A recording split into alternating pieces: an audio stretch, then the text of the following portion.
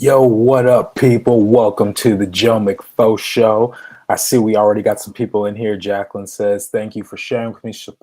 I'll support you much more. Cannot wait to see what new things you have, Jordan. Thank you so much for joining and early too. You're like 2 hours early, so I appreciate that."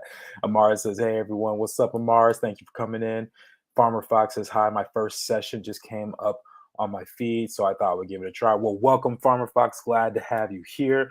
My name is Jordan. If you don't know me from like Art Prop or something like that, but yeah, today we're going to be doing some more characters for my project Shadowboxers. So before I do that, though, let's get some music playing because you guys know by now I hate working in silence. So let's get the music going. One of these days I'll add more tracks to so we can have more than like 4 songs we play. But anyway, it's all good. Manette says hi, hello Manette, thank you for coming on. So what I decided for today, and these are my characters for those who are brand new. What I decided a couple of weeks ago, we did something really fun, and we designed a couple of characters, background characters for Shadowboxers, which is my personal project, and we came up with a lot of interesting stories for these characters. So here we have Amani, who is like this tired, what do we call her, like a daycare worker or something, and then we have ASAP Bunny, who looks really rough and gruff, but his whole thing is he just likes to save bunnies for some reason, and he's got a tattoo on his stomach.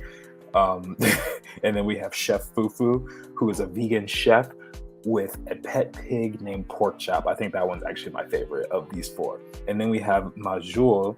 I'm not sure how you say that exactly, but everyone just seemed really interested in her. So we're going to see what we end up doing with this. So what I'm going to do today, I'm basically just going to take these sketches that I did and probably just clean them up a little bit. And hopefully we can get maybe 1 or 2 of them like fully coded and everything like that, which shouldn't be too fat, which should be pretty quick in Clip Studio Paint. Let's see. We got Kathy saying, "Hey, what's up, Kathy?" And then Mark says, "Hi, everyone." Mark, I'm glad you were able to wake up because I know it's a stressful time. You said good morning. Good morning to you too. All right, so I think what I'm gonna do real quick though, just because I gotta be honest with y'all, I've been preparing for my class the whole day, and so I haven't had a chance to really draw anything. So I think I'm gonna do a quick sketch just to kind of warm up. Nothing that's set to be final per se. It very well could be, but that's not the intention. So let me get a layer going. And by the way, if you want to check out my series, go to shadow.boxers on Instagram. And if you want to do some fan art or something, just look up hashtag Shadowboxers series. I know my handwriting is absolutely magnificent and you're all jealous of it, but hopefully it doesn't distract you from being able to check out the social media. So I'm gonna do a quick head sketch just to get loose because I've been preparing lectures all day, and despite it being a Sunday and it's supposed to be my weekend and all that stuff, but sometimes you just gotta do what you gotta do, right? So let's see. Let's do this one here.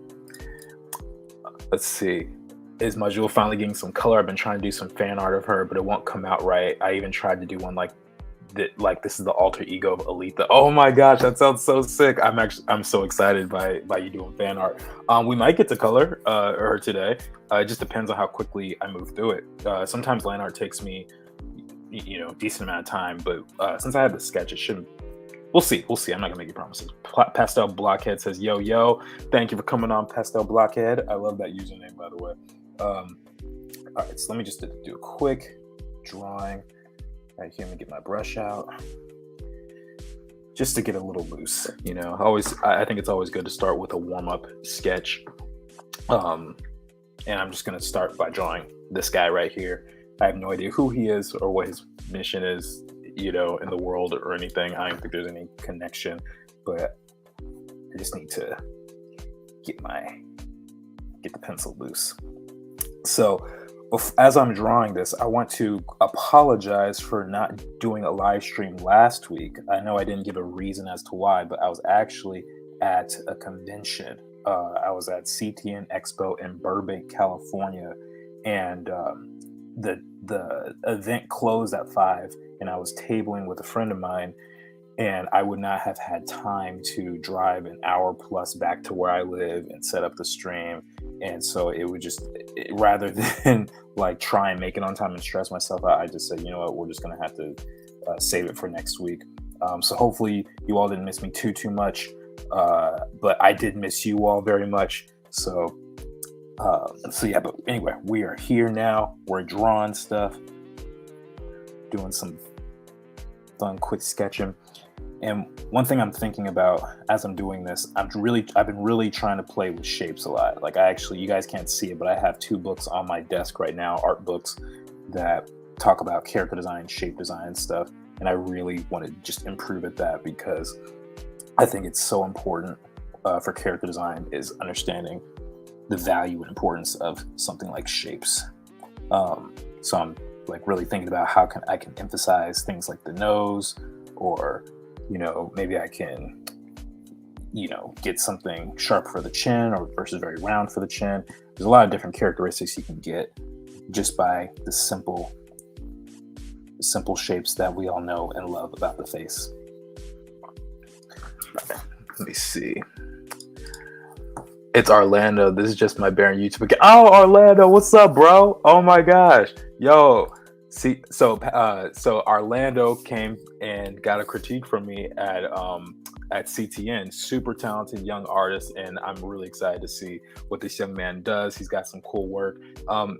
Why, if you, I don't know if you have social media, man, if you post your art or anything like that, but if you do have that, please post in the chat so other people can follow you. I'm recommending this kid. He's gonna be dope. Let's see. Amanda says, "Hey, what's up, Amanda? Thank you for coming on." All right. Let's see what we got here. So I'm just gonna draw this quick beard here. Bam, bam, bam. We'll do something a little interesting. I won't finish his mustache. We'll just have it end right there. For what reason? I don't really know. I don't know why you would make that decision consciously to not have your mustache finished at the top like that. But, everyone's got their preference, I guess. I wouldn't do that. If you ever see me with that, someone either pranked me or I lost to a dare or something. or not lost to a dare, lost to a bet, or I was dared to. I don't bet, so chances are the only time you'll see me with this type of facial hair is this. It was not my choice. All right, so do some wider ears here at the top. This guy's got some really big ears. I didn't really think it would go that far, but he's got some Dumbo ears going on here. Maybe this guy can turn into somebody, because this whole series I've been just doing background characters for this world because I need to populate it. There's going to be crowd scenes, especially in the first episode. It's like going to have a lot of people in there. And so, I'm going to have people standing in the background, and I want them to all, not distract from our main cast, but have some sort of specificity to them, Hey Jordan, have you ever thought about going to Lightbox next year? I'll definitely be going to Lightbox next year. I went this year for the very first time, and I had a ton of fun. I got to see my classmates and stuff, and it was just epic. So yeah, I will definitely be there.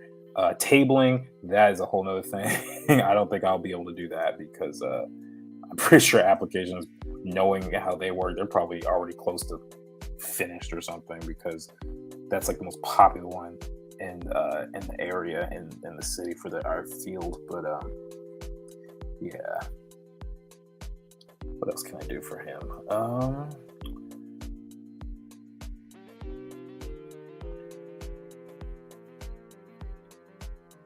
Yeah, give him some wrinkles here.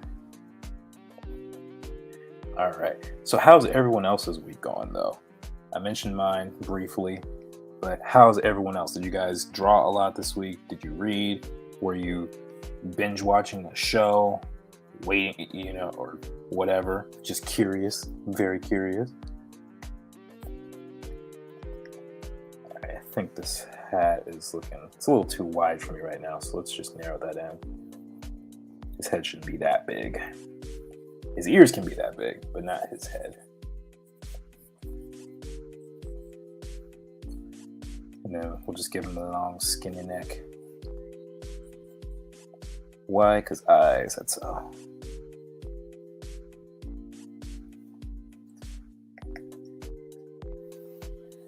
And the reason I'm like rushing through this, like I'm not worried about the perfection of this, is because I want it to feel loose. This was really just for me to kind of get my hand loose, because like I said, I haven't drawn all day long. Okay, and then he doesn't have a pattern or anything on his hat, but let's just get a wrinkle. Maybe there's some sort of what can I draw here? Maybe like some sort of animal logo, like a bear. I guess that could technically be Mickey Mouse, but I don't want to get sued, so let's make sure those are squares and not circles. All you need to do is put 3 circles in a specific location and it'll look like Mickey Mouse, and your boy ain't got enough money to be sued by Disney, so even if it's a live stream. Oops. All right, so here's our guy. I don't know who he is. If one of you guys wants to make a backstory for him, feel free. That is totally up to you. Oh man, I missed a lot of comments. Then it says, I started the 2500 challenge and am 2 episodes in on Wednesday on Netflix. Nice. Glad you started the challenge. That's so awesome. Never seen the show on Wednesday though. I have no idea what you're talking about there. I drew for 21 hours, then painted for 14 hours, both for final projects. Oh my gosh, you're a freaking veteran. Look at you going. Nice job, Janet. After CTN, I got so burnt out after the convention that I was just playing Pokemon all week because I made my portfolio in 26 days. So I need a well-needed break, dude. Oh my gosh. What is up with you guys in this and just working all these crazy hours? Man, that's insane. I guess I'm one to talk, but still. I'm sad I have to go back to school. I binged through God of War Ragnarok, and I did a lot of stuff with the family. Actually haven't drawn much. Shame on me. Whoa, Janet, that sounds like extreme deadlines. Well, man, I'm sorry that you gotta go back to school. I know that feeling. I've been through school plenty of times, and I'm done officially. Only time I'm going back to school is if I'm teaching it. Let's see. Jordan, Wednesday is a new show about Wednesday Addams. That doesn't help me. I don't know who that is. Is that someone I should know? Okay, so here's the characters that we did last time. This is Chef Fufu. Like I said, he's the vegan chef with a pet pig named Porkchop. And we started off with this Suge Knight looking character. And I don't even know where that reference came from, but oh yeah, and then Big Pun. I had some Big Pun in there. Yeah, it is. Wait, is that Big Pun? Yes, it is. It is. I'm tripping.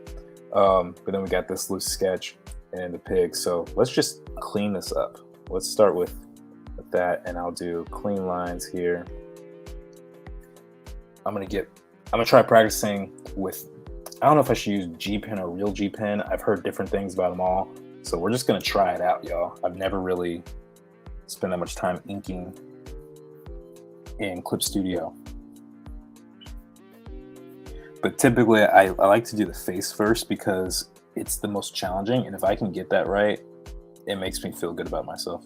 So that's honestly the reason we're starting there. And every once in a while you might see me like skip portions of the face because whatever reason, I might just get bored or I might want to do something else. But to be totally honest with you guys, this is probably like the most boring stage when it comes to drawing is the inking. My favorite is the sketching and the sketching phase where you're just trying to figure everything out.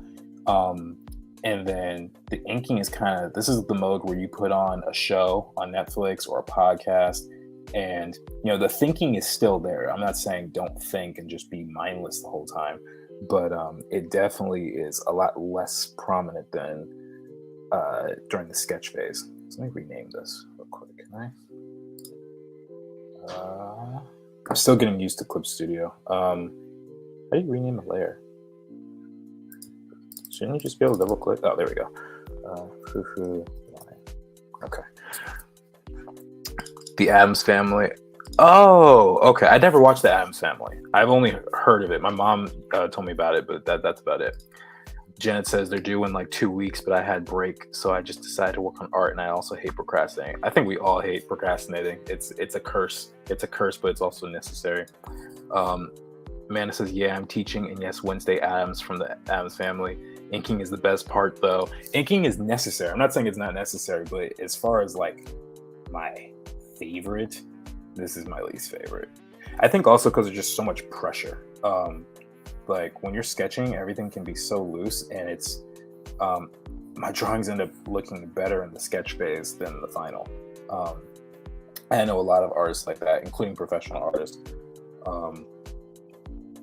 Saving recovery information. Okay, whatever. Pop-ups. But yeah, like sometimes the challenge is not trying to. I don't want to psych myself out, you know. Like here, okay. So these eyebrows are two different. One of them is plucked and one of them is like normal. So let's get those to be two regular sized eyebrows.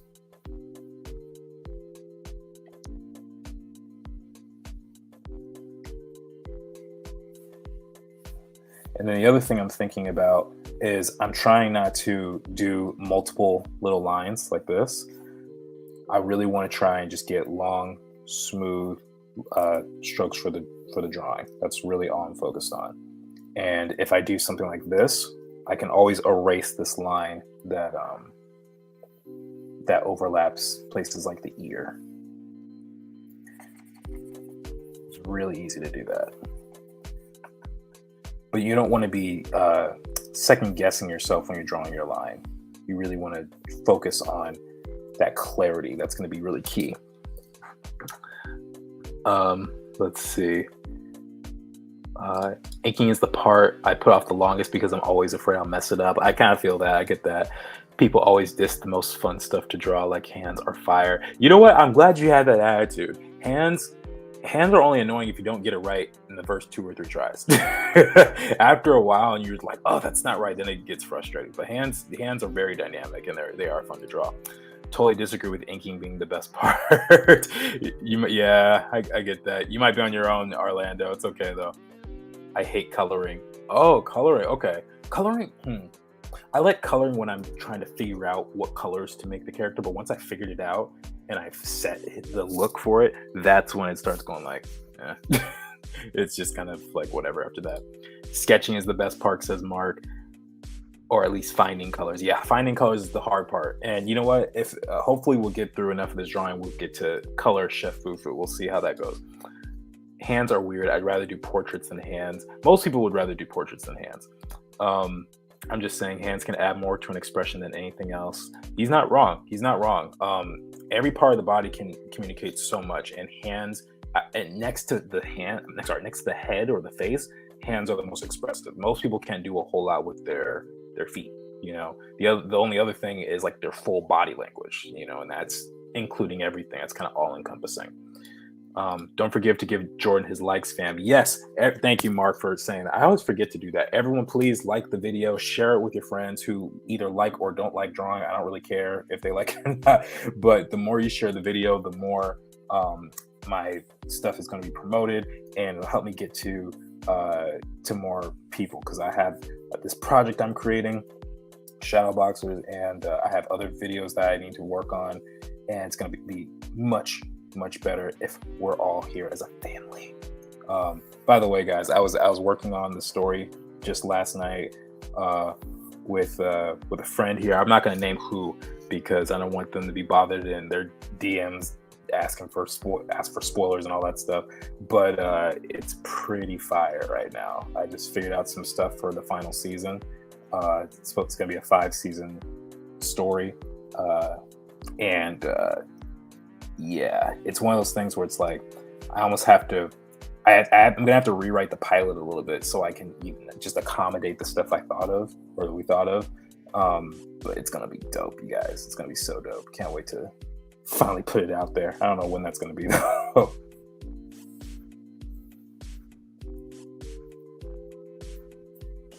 Let's see. I like coloring, but sometimes I go too far because I want to use all the colors. Yeah, you have to be very judicious about the colors that you use. That's one mistake I see a lot of artists make, especially when they're working digitally, is when you're working digitally on a program like Clip Studio Paint or Photoshop or Procreate or whatever, you have access to maybe 16 million colors, and that's a low estimate. And when you have access to that and you're brand new and you don't know what you're doing, chances are you're going to do too much. And so what I like to think of is it just less is more. And that's really the case. And I know a lot of people don't like hearing that, but that's the truth. I doubt I've ever used more than 5 colors on a character. Seriously. Matter of fact, some colors that are even close, like let's say I'm like just doing it rough, just a quick sketch of the color or that quick idea, I will change colors just to make it match on multiple places on my character to make it easier for myself. Janet says, I think inking can be therapeutic because it's slow and you don't have to think too much, but you just have to be careful and don't be completely mindless when doing it. That is 100% true. And that's kind of what I mean. It's like that whole, like just learning how to be careful, but also have that freedom. That's the tricky balance with inking, because when you're inking, you want to be tight enough where it's clear as to what you're doing, but you don't want to be so tight where it feels like a stiff drawing. And I had to work really hard to get that out of my system. And I won't even say I've mastered that or anything like that, but it is what it is. Let's see. Mark says, we all know that friend is Megan. Actually, though Megan is my friend, though Megan knows a lot, she does not know the updates I'm talking about that I did last night. So that is incorrect. I'm not going to out the person though. So person who's watching, who you know who you are safe. Pastel says, no colors are annoying because I have problems with seeing value. I try to keep it to 4 colors. That's a good rule of thumb. Color is more often about value than about the hue itself.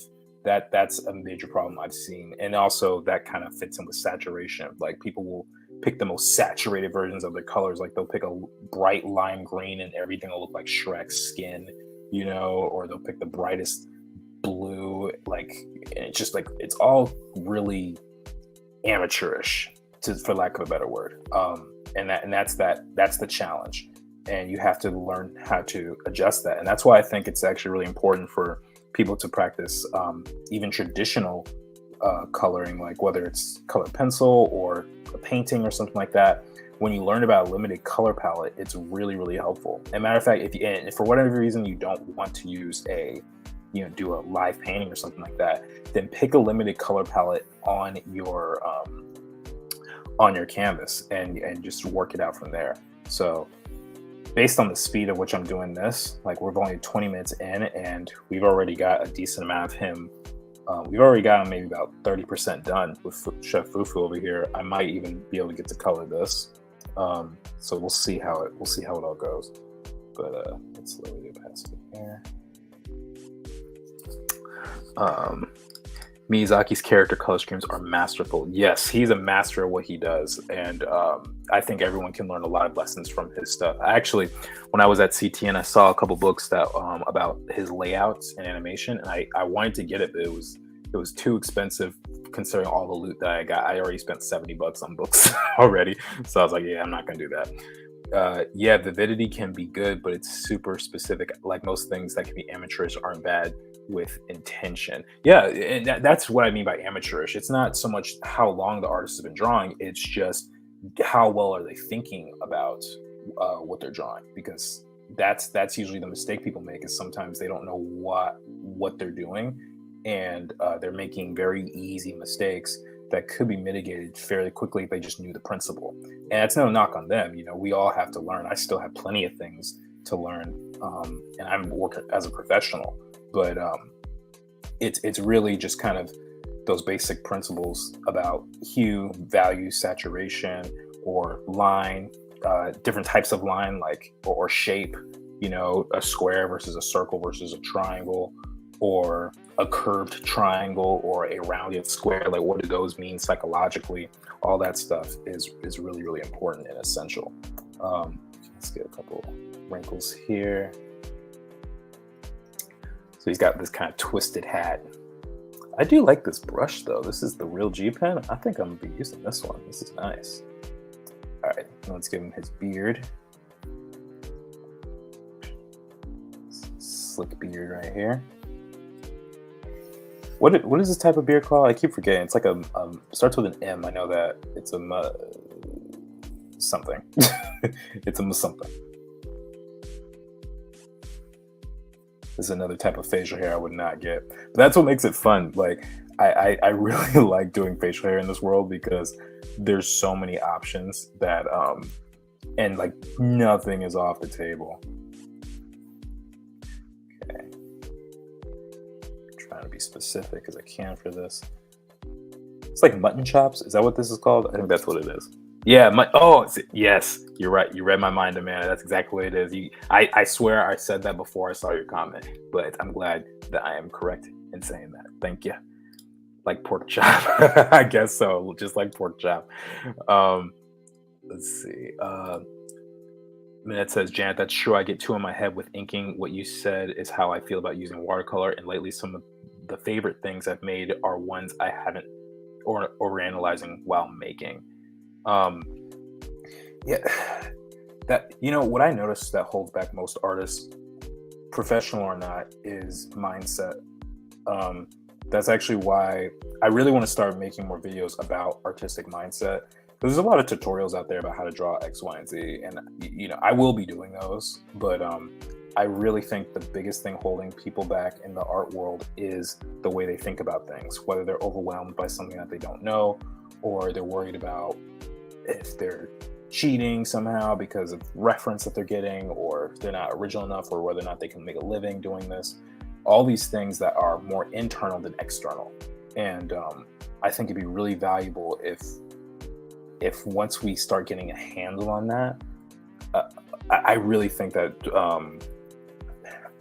that we'll have less problems as artists. Like I really believe that, and it's not an easy fight at all. Some people don't have those problems, but I think most of us do. Okay, so I'm gonna add a little bit of a wrinkle right here. I'm not gonna worry about the patterns on his collar and stuff for right now, just because I'm more concerned with the overall read of how things are going.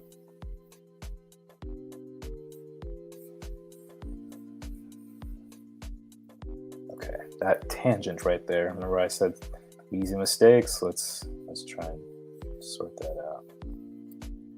Bam. All right, let's save this real quick. Because you never know. You guys know, Orlando, this is your first time watching, but I've been famous for having tech issues on the stream whenever I stream. So sometimes the computer, like one time the computer actually shut off because there was a power outage, and the stream didn't end, so I had to jump back on, and everyone just sat there and waited, which was so nice of you guys. Thank you guys for doing that, by the way. But yeah, so we want to. I am very meticulous about the way I save my files.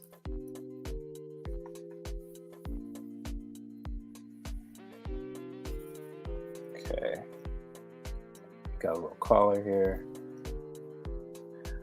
I'm gonna have to create a logo for him. I don't know what that logo is gonna look like yet, but probably not gonna be in the stream. That's like a whole different department, honestly, when it comes to drawing stuff. Like, I mean, no, I'm not gonna say a whole different department, but it's another part of the process that is not gonna happen tonight, I will say. All right, and then let's get his arms, his old hairy arms.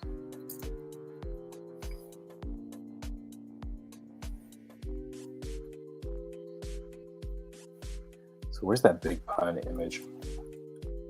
Oh darn it, that's not what I wanted. I'm so used to Photoshop, it's kind of weird to me that like learning how to use this. But yeah, I really want to get the large lumpy hands here.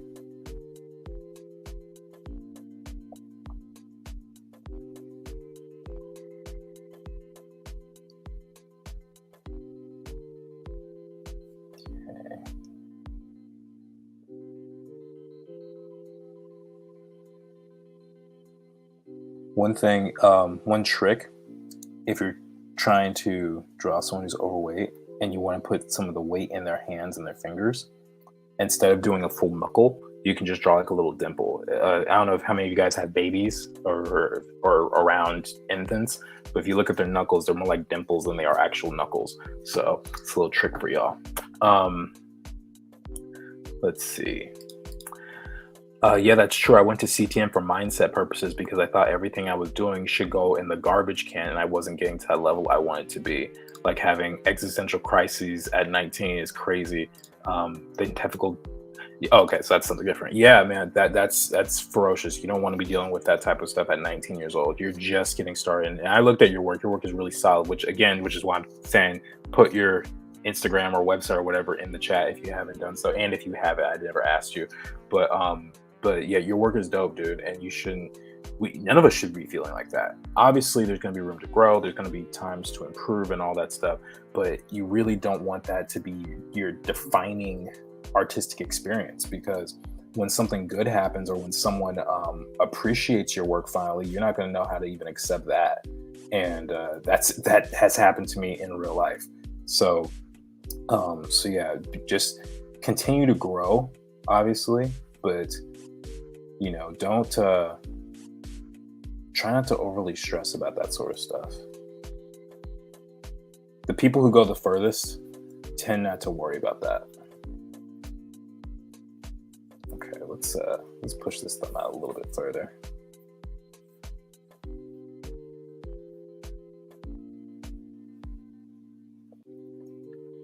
Okay.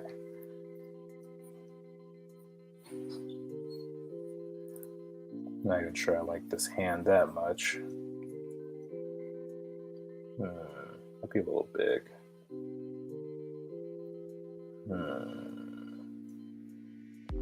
This hand feels slightly too big. Let's rescale it.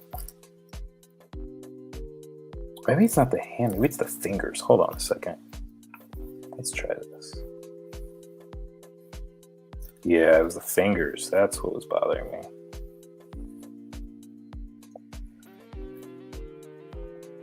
This is why you don't draw hands without reference. That also, going back to the hand conversation, that also is the thing that makes people frustrated, drawing it without reference, just like I did. Although I was loosely looking at the Big Pun image, probably could have been focused on it a little bit more. And quite honestly, I might need to redraw the hand just so I can look at it again and start from scratch. That's good enough for right now, I guess. For the most part, let's get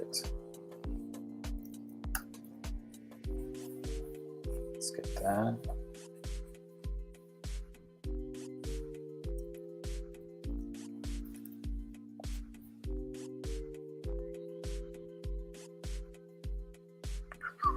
Bam, there we go. All right, that feels better. All right, let's see. The technical difficulties be hitting different for real. Yep, always. I started with watercolor because of a YouTuber I used to follow. I oddly enough never had much patience for acrylic. I think watercolor fits my messy style. I like sharing control with the paint. Watercolor is such a beautiful medium, but I always struggle with it, admittedly. I have trouble when it comes to starting an artwork, whether it's drawing or painting. Like I always psych myself out before the first stroke or first mark on a blank canvas, but afterwards I'm fine. Yeah, it's the kind of, there's a word for it, there's a phrase for it, but it's the kind of the fear of the empty canvas. Where sometimes what helps me is I just make the canvas like slightly gray. That actually helps me psychologically. I don't know why, but it just does, because it doesn't seem as fresh and you don't want to mess up because it's so pretty and brand new and stuff. But I also want to say, the more you draw, even if you're just doing loose sketches, the more or the less you're concerned with being perfect all the time, because you can say, I'm just going to reproduce this again. For hands, I never thought of dimples, but I'll usually do short lines to indicate the space between the knuckles. Yeah, I mean, that's exactly how I would do it. In this situation, because he's supposed to be overweight, that I didn't include the knuckles very much. Because even here, I know it's low res, but he doesn't really have knuckles. You can't really see them. And that's Fat Joe, by the way. Fat Joe is no longer fat, but yeah, that's him. If you want to go all out with Fufu's design, chefs always have burn scars on their hands and wrists. Not sure why I thought of that. Maybe the zoomed up hand. Oh, that's not a bad idea. Okay, when I get to the coloring process, remind me of that. I don't think that'd be good to draw it with like black line, but that could be really cool for when I get to the coloring stage. I used to take pictures of my hands with my iPad and paste them on my drawings. There's nothing wrong with that. People still do that. I do that, except I don't paste it on my canvas, but I'll totally take a picture on my phone. Art Prof says, hi everyone, I just got off the treadmill and thought I would pop in for a minute. Ooh, love seeing the continuation of the chef. Thank you, Art Prof. Appreciate you for coming on. Yeah, we're continuing some characters from a couple weeks ago. I thought it would be fun to do that. And so we got Chef Fufu right here. And would you guys prefer to see ASAP Bunny next or Majur? I gotta learn how to say that name, especially if that's gonna be my character. But and then we also have oh my gosh, what's her name? Amani? Is that what we decided? Amani, who's the woman in the green and the orange. Gotta figure it out.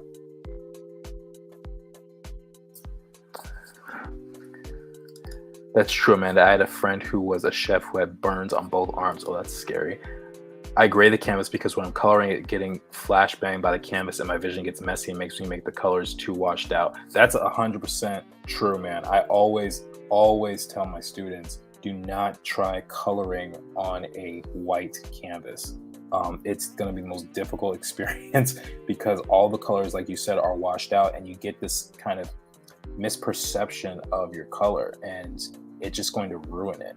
And the other thing too is, here's the thing: if you're presenting a finalized design for a studio and they want a white background, that's one thing. But I wouldn't make the colors on the white background. And chances are you're never going to see your characters on a white background anyway, because they're going to be in a world and they'll have backgrounds behind them and all that stuff.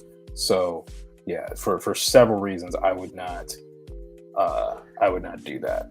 I would not color on a white background.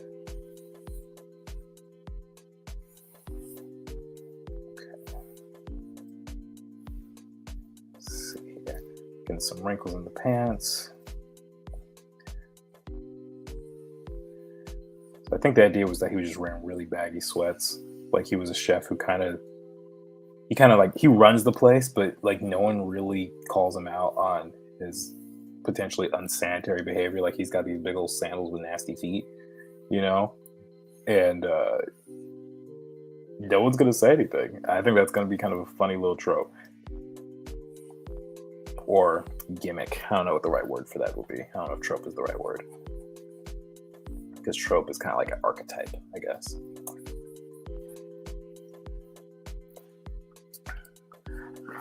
Let's see. It messes with my line art too. Oh, that's interesting. I think that's more of a psychological thing. I often will ink on a gray canvas as well, or light, very subtle gray canvas. Just did a couple landscapes for my sisters in watercolor paint. The background's kind of like an underpainting first to make sure there's no white space. It actually helped me get started easier. Yeah, just by messing up the canvas a little bit. That's all you need to do. Just get it so that it doesn't have that pure white on there, because once you have that pure white, that's when the fear starts to set in of like, oh, I'm gonna mess this up forever and it's not gonna look good and all that stuff. All right, so let's get this. Bam. It's coming together, guys. He's not looking too bad. All right, let's get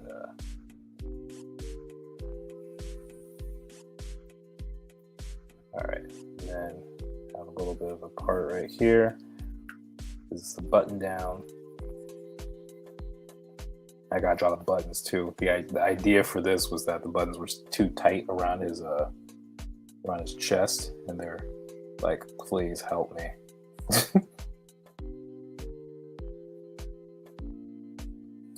Like he's still trying to live in those glory days, but it's just not really working for him. He's one of those guys that talks about how much he weighed in high school, he's one of them.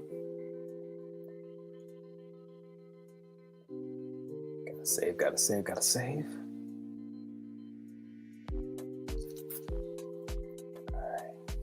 There we go.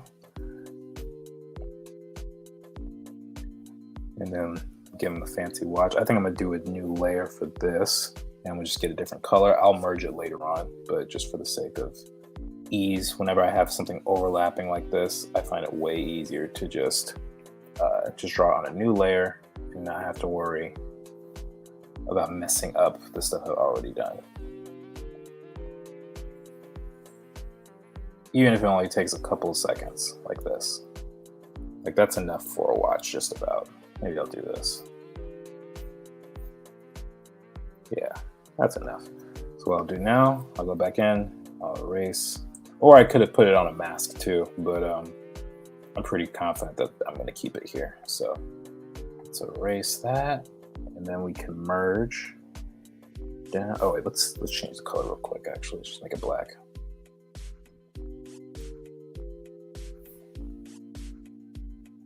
I gotta get used to the vocabulary of Clip Studio because they had luminosity instead of whatchamacallit, value or whatever, and it trips me up all the time. It's kind of annoying.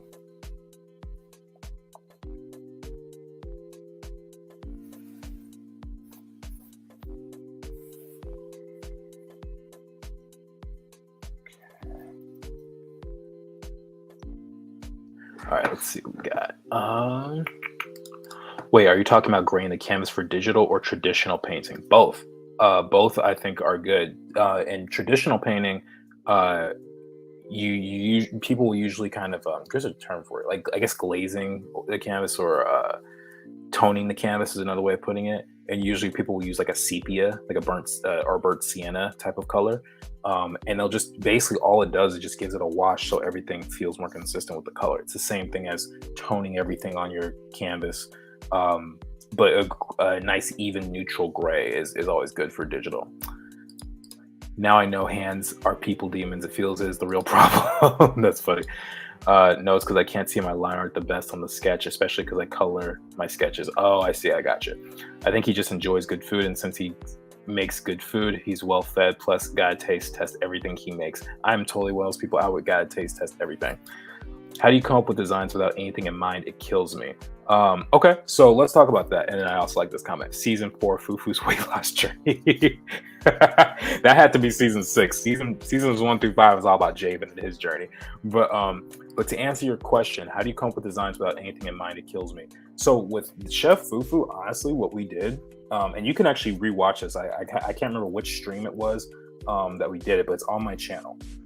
And basically the idea was, I got some reference and I asked the audience, like, what do you guys want to make? And someone was like, a chef, let's make him a chef. And I was like, okay, well, let's do this. And I basically just asked what if, and people gave me their input and I added my own spin on stuff.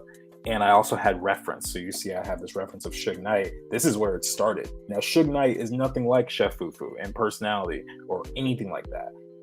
As a matter of fact, he's kind of scary. But what I did was I basically took like the bald head and the beard, made it a little bit more comedic and added onto him. And so truthfully, I gather everything that I can. I think about people in my life. I think about the photo reference that I'm gathering, and you also want to think about a story. Like, you gotta ask, like, who is this person? Is this person, like in this situation, is he a chef? Is he a cop?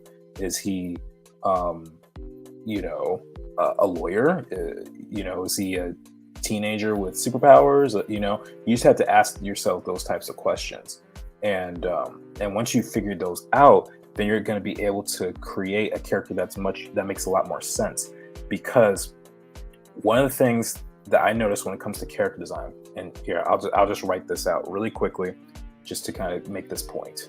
So let's do this.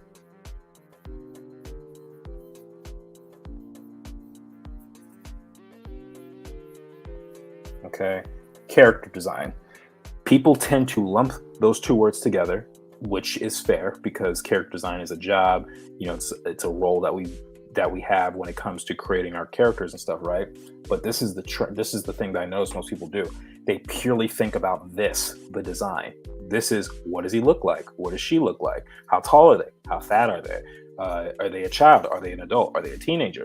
And like, what are they wearing? Is it blue? Is it green? Is it red? That kind of stuff. But they totally forget character. And that's the storytelling aspect that most people don't think about. And so I behoove you guys who are interested in character design to learn as much about writing as possible, not just so that you can write your own stories, but so that you can become better designers. And if you don't have a design that makes sense, it's probably because you don't have a full understanding of who your character is just yet. So that's what I would tell people. So not only just get reference, but have an understanding of who this person is. And it doesn't have to be all that deep. You don't need an entire life story planned out for them. You could literally say, this is a chef who, in this case, is a vegan chef who has a pet pig named Pork Chop. That's all the concept I have. I have nothing else for this guy. And this is a character that people seem to really jive with for whatever reason. So that's what I would say. Hopefully that was helpful. Amanda says toning, we put a wash. Yes, more traditional is burnt sienna, but I've been toning with neon pink. Oh, that's cool. I did like I wouldn't even call it lime green because it was more saturated than that. It was what kind of, you know what? I have access to all these colors. Why don't I just say what it was?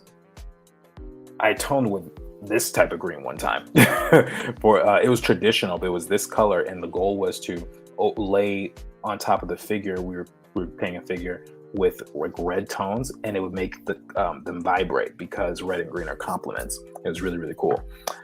Fufu is getting a spinoff show. Hey, if you guys want it, and I got the juice for it, I got the energy for it, I will totally give Fufu a spinoff show. I want Pork Chop to grow exponentially, and Fufu can ride into the sky. I love that. I freaking love that. Oh my goodness. Manette, the twist is Pork Chop is a sky pig. That is so funny. Missing his arrow tattoos. I think there's so many pieces of inspiration from Avatar already. I think I would really get sued for that. But that is the funniest thing. Oh my goodness. Yeah, we're gonna have to find a way to incorporate Fufu and Pork Chop in the story more. Like maybe throughout the journey, they're like they're trying to like discover stuff, and Fufu's just checking in all his restaurants or whatever. Or maybe it's like the one restaurant that everyone knows is like a McDonald's, and every time they go, he's just there checking in on people. Oh man, that's true. Kathy says water break, LOL. Okay, yep, it is water break. It is water break time. Orlando, since you're new here, the running joke on the stream is because I love Avatar and Spider-Man so much. Anytime I mention them, we turn it into a drinking game. So anytime I mention it, you gotta drink some water. One, because I personally don't drink alcohol, and also if I did, and I encourage you all to do that, you would all probably die by the end of the stream because of how many times I'll probably bring it up. So water it is.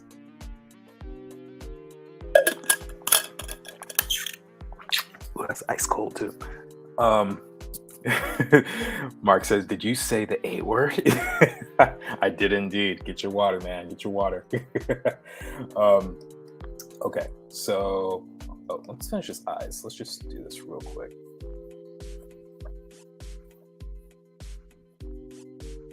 Chef Fufu.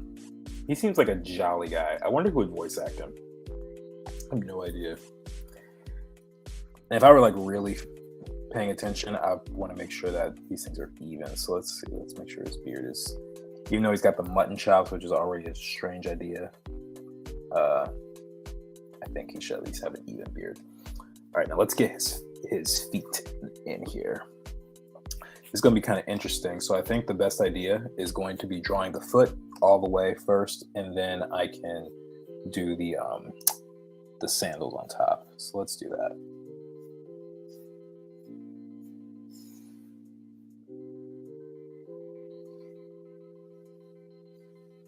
Okay. 1 toe, 2 toe, 3 toe, 4. Bam. Now think about feet and limbs in general. Typically, they don't carry a lot of fat, especially on someone who's really heavy. You might see them as like a slightly bigger, but they're generally not like plump like an arm or a stomach would be. So I just want you guys to all know that. Just saying, Into the Spider-Verse is the GOAT. It is the GOAT, man. If you look, I got 2 posters. I got one here. I got one here. this one, and then I got a little postcard from the new movie coming out. Roger Craig Smith. Wait, what? Who's that? Roger Craig Smith. I don't know who Roger Craig Smith is. Hold on, I need to look it up. Oh, okay. He's voicing one of the characters. Got it. Steve Harvey. Wait, why Steve Harvey? What's up with Steve Harvey? What do you do? Voiced by Sonic for no reason. Nah, but Kevin Richardson definitely could do it. Kevin Richardson. I don't know if I know his voice either. I should probably study more voice actors.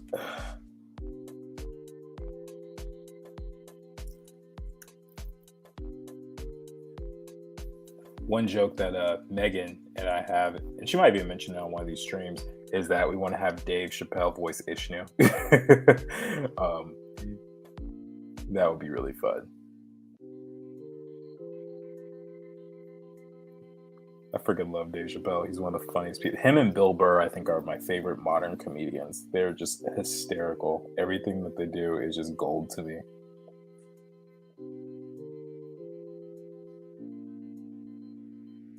We're talking old school. I like Eddie Murphy though. I really like Eddie Murphy stand up. He could never say the stuff in Delirious and Raw that he did. He can never say any of that stuff today. But I think his stand up is freaking hilarious.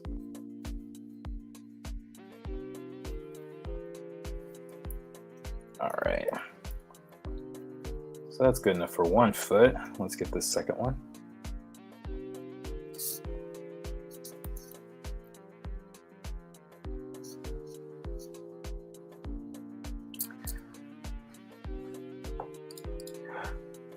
Steve Harvey should voice Fufu. Oh, that would be funny. That would be really funny. I don't know if I'd be able to afford them, but that would be amazing. Kathy says, "Are you serious? That would be wild." It would be really wild if I can get Dave to be Ishnu. We'll see.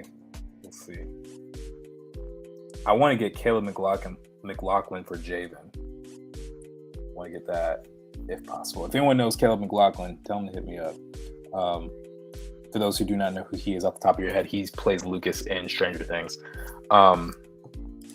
Go completely unexpected and have Samuel L. Jackson voice Fufu. Oh my gosh, that would be amazing. I don't think I could afford him either. The highest paid actor in Hollywood history. Partially because he's been in so many freaking movies.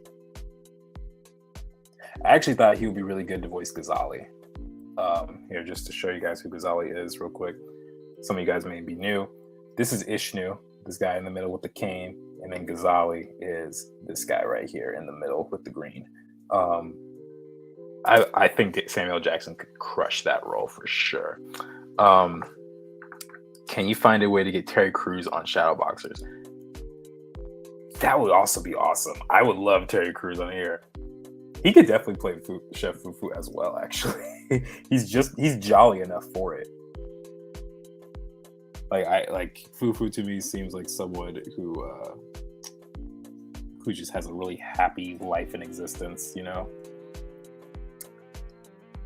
Okay. This big toe seems a little off to me. Let's pull that a little bit more. There we go. All right. So we got his feet. I think the grossness of the feet are probably gonna have to be saved for the color portion, and then I guess I might have to move this foot up actually. Wait. Oh no, move it down. But I'm trying to match the heels up, so yeah, gotta make sure that that's done properly. That's important.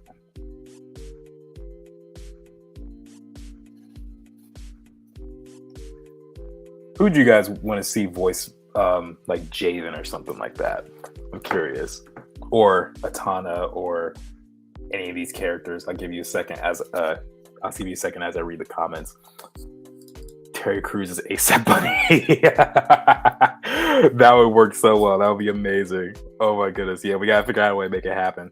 Everyone just hashtag Terry Crews in Shadowboxer series at the same time and we'll get him on. Oh, and Kevin Richardson also voices Stag Shot's dad, Robert Hawkins. Oh, okay. I like that. You are obsessed, Prof. Lou. Terry was the ice cream guy. When was he the ice cream guy? I don't know him as the ice cream guy. When was he ice cream? I know him from The Longest Yard, Everybody Hates Chris, the dude from White Chicks. I forget his name in the movie, and he played another movie. What was the other movie? I forget the other movie, but it's okay. Get Jameel White. Oh, Jaleel White to play Javen. That's actually interesting. I never would have thought that. OMG, I keep rewatching Terry Crews's TikTok like over and over. He's just so charming. I'm so surprised you never knew who he was until like 2 weeks ago. That's crazy to me. Dragon of Envy says, what's up? What's up, Dragon of Envy? Thank you for coming on. Jaleel White, why can't I think of his name? Last stream, the ice cream guy. Oh, okay. Yes, that's right. I remember now. Jaleel White was also Sonic. Yep, he truly was Sonic back in the 90s, eating chili dogs. Jordan, I'm old and out of date. Yeah, but Terry Crews has been around since for like 20 years. That's not an excuse anymore. Okay. Pastor, yes, I grew up on that series. Amanda says, how about Jaden Smith? Jaden Smith is actually pretty cool. To be honest with you, I would like to have Jaden Smith, if I could afford him, work on like a theme song for this, because he's a little bit of an oddball to me, but I really like his art. And whenever he puts music together, especially for I'm just gonna preempt my my water because what I'm gonna say. He did a theme song for Spider-Man Into the Spider-Verse and the Miles Morales game. One was called Way Up and the other was called On My Own. And then I'm Ready. Those three songs right there are freaking incredible. And they're just so hype, and it's like the perfect edge for that type of character, that teenage black superhero character. And I'm like, bro, if I could get you on, man, if I could get you on. But he's also the child of Will Smith, and that comes with a lot of financial burden, trust and believe. But if someone has a couple $1 million sitting around, feel free to donate to the cause. Okay, we never clarified what type of sandals he's getting. Okay, I guess a strap in the back and across. Okay.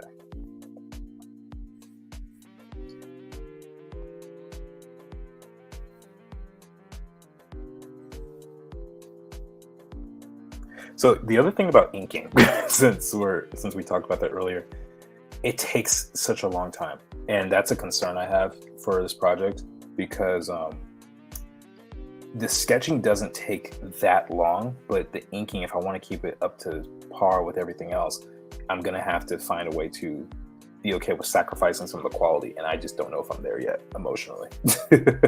That's a challenge that I gotta face, or just get faster. And I'm pretty sure I will. The amount of drawing this series is going to take as a whole is pretty astronomical.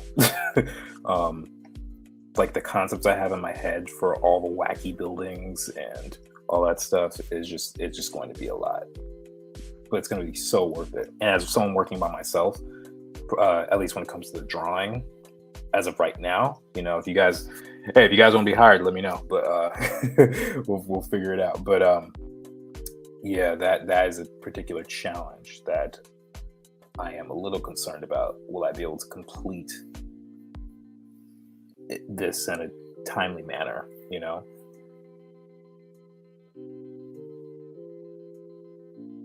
because these aren't simple designs, these are very complex. I will say this though, it's easier like after you design to draw a character than it is as you're designing. Like this, I have to think a lot about certain things, like how thick are the soles of the shoes, for example, or the sandals, how are those looking as they wrap around. But once you draw it and you kind of have that clear idea, it's usually faster. But it's not, it's not happening in 2 minutes, at least not for me right now. That'd be cool if it could be. All right, so I think I'm actually going to move this down a little bit.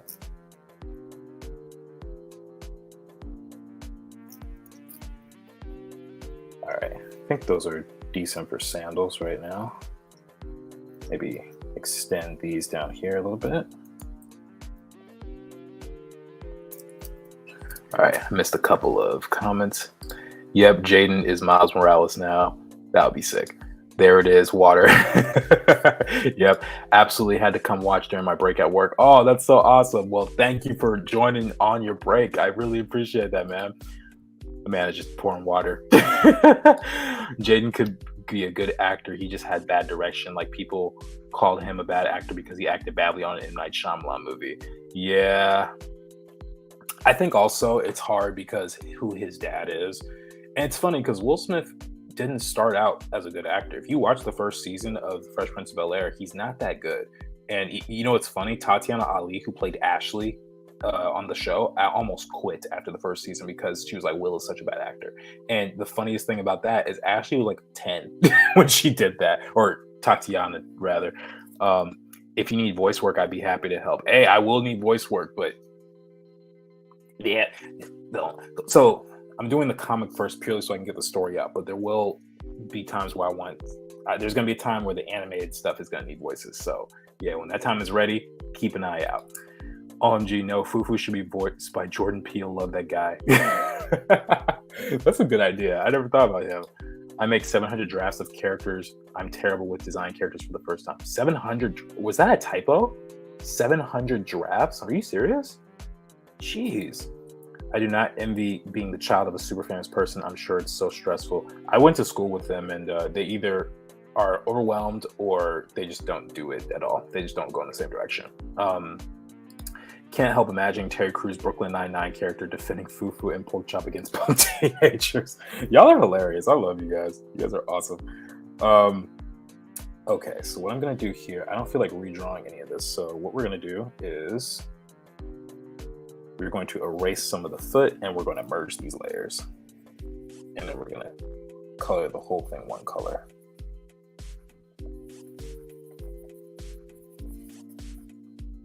There we go.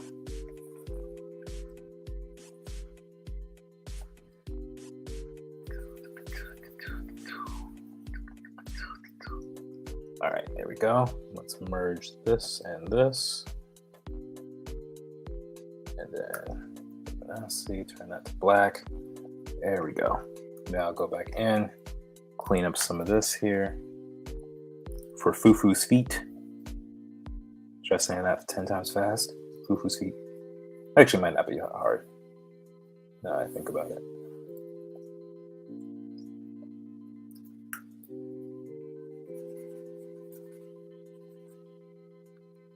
But yeah, this is going to be erased here.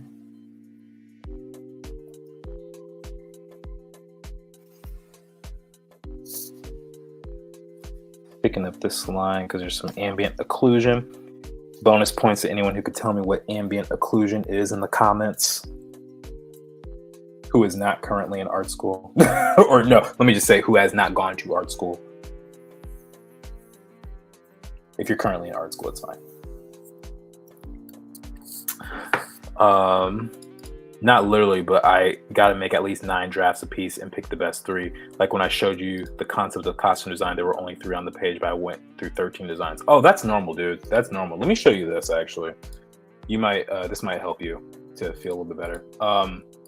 So when I was designing Ishnu, and I know I showed this on several streams, but just to emphasize a point, I did 50 thumbnail sketches for him before I did anything, before I figured out what his final design was. Now, admittedly, this was for a homework assignment and the requirement was 50, but I did all this stuff to come up with the result. But it was so worth it in the end because what I did was I thought of all these different things. I was like, okay, let's give him a different type of hat. Let's give him a cane. Let's give him, where's that one drawing? Logs for feet. He had like little tree, like logs here. And then give him this type of cloak, give him, you know, this type of stance that maybe he's wearing a cloak over his head or over his body or whatever, all these different results. And then I ended up with this as my first no, not that one. That's not it. Hold on. This one. Then I ended up with this as my first iteration, which as you can see is pretty close to what I ended up with. All I really did was change his hair and the pattern on his cloak a little bit. And you could see that that's what it turned into. So that's how it always is, man. Don't worry about doing 7 to 10 versions of a character. That's normal. And matter of fact, it's probably better because you create better options for yourself. I think anywhere between 8 anywhere between 10 and 20 is a good place to be. But it's very common to do more. There's a reason why, movies will have you will not pick a character design for like 2 or 3 years because they're going through so many iterations, and you never see them. You'll never see them at all. Okay, I think he's just about done actually. With the exception of his hand holding that leash, I think we're pretty good here. Yeah, so okay, let's merge that layer. Yeah. Look at Chef Fufu over here. Look at him. Isn't he a jolly, fun-looking guy? Obviously, there's some of the patterns and things like that. I can get that later. That's not as big a deal. But now it's time to draw this giant pig pork chop. I know I had a reference for him somewhere. There it is. There it is. Yes, that is him. Look at that guy. Look at him. He's so fat. All right. Pork chop. Pork chop is just one word. Okay. Let's see. Didn't he have a rabbit companion? That's another character who has a rabbit companion. That's actually Ishnu, and I can show you guys the rabbit companion. Give me 1 second. Let me find the file. Yeah, this is Zap. This is what I've drawn for Zap. This is Ishnu's pet rabbit, and I'm thinking of giving Kayla a pet as well. I'm actually considering giving her a baby elephant because I've never seen a baby elephant as a pet. I don't know how it's gonna work, but I saw a video of this newscaster, and he was standing by like 5 baby elephants, and one of them was behind him, and he just put his trunk all on his face and was like just messing with them, and they're so playful and puppy-like. And I haven't seen that done in animation, except for maybe like Tantar and Tarzan. So I was thinking of that. What do you guys think? I'm curious. Like G-Scoob, I never thumbnail. That's a skill I need to obtain. Drinks thumbnail potion. Ambient occlusion, soft shading, or how the shadow caused by how light hits an object, or something like that. So ambient occlusion is basically the area that light cannot touch. So that would be like a crack in the floor. Usually whenever two things are compressed, like your fingers or something, there's a place that light is just not able to get to. So that's ambient occlusion. I saw my Hermione moment and took it. There you go. Mercy from Overwatch used to be a buff black guy. I don't think I know who Mercy is. Don't forget to save. I did save. Thank you very much. Thank you very much for reminding me. Nice. Love the rabbit. I'm glad you like the rabbit. Is that baby elephant going to grow over 5 seasons? How fast do elephants grow? I don't know how fast they grow. Is it bad that I'm in art school, but I don't know what that is? Yes and no. So I didn't know what that is. It's bad not because of you, but because the fact that you don't know that yet. But I also, if I remember correctly, you're a freshman though, so that actually kind of makes some sense. I didn't learn what ambient occlusion was until I was a senior in college, and that was embarrassing. You would think that that's something that they would teach you, but I guess they just skipped right over it for some reason. And it is what it is. So I'm actually gonna do a slightly tighter sketch of this before I do the clean line of this character. So let's just do slightly neater. So actually, for those of you who are artists, which I imagine is most of you, and you don't know certain terms about light or color, I recommend the book Color and Light by James Gurney. Okay. Matter of fact, do I have it on my shelf? Hold on. I'm gonna grab it for you guys so you guys can see what I'm talking about. Okay.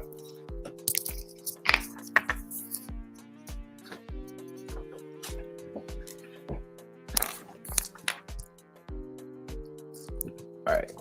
This book right here is Color and Light, James Gurney. There's only one edition of it as far as I know.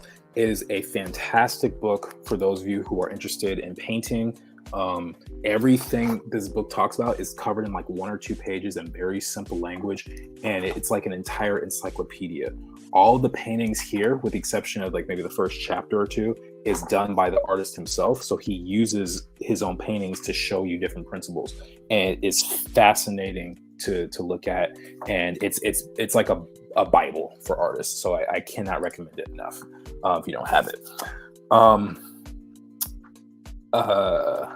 Elephants will grow slowly. Okay, good. So actually, the 5 seasons. So here's the truth about Shadowboxers. The whole story takes place in about the course of a year. That's really how long it takes, but it's going to take me 5 arcs. That's why I consider my seasons to be their arcs to get there. And so pretty much everyone's going to look the same. I thought about doing a time jump at one point, but then I thought about it and I was like, you know what? I don't even really like when they do time jumps that are that significant. If it's like 2 months, that's one thing. But if they're doing like 8 years, I have a hard time with that because those aren't usually the characters I fell in love with, you know? And so I decided not to do that for Shadowboxers. So yeah, if we're gonna have a baby elephant in here, he's really not gonna grow very much. He's gonna stay the way that he is. Let's give him a little smile. Pork chop. His little teeth right here. So one thing I'm really thinking about are the overlaps with the fat. If you look at his skin, there's a lot of little areas where there's overlap, like right here, right here, right here, all that stuff. Which shows I drew on the wrong layer, but yeah. So when you do stuff like that, it really helps to build depth, even in a very subtle way. And also one thing, so I'm drawing a pig and he's very fat, obviously, but I want you guys to notice I'm not using completely round shapes. Like I'm not just doing this all the time. If you do a bunch of round shapes like that, it can end up looking very, also very amateurish and very flat. So what I'm doing is I'm combining the roundness with a couple of sharp edges every once in a while, like down here at the bottom of the chin. And it helps to give it more form and more structure.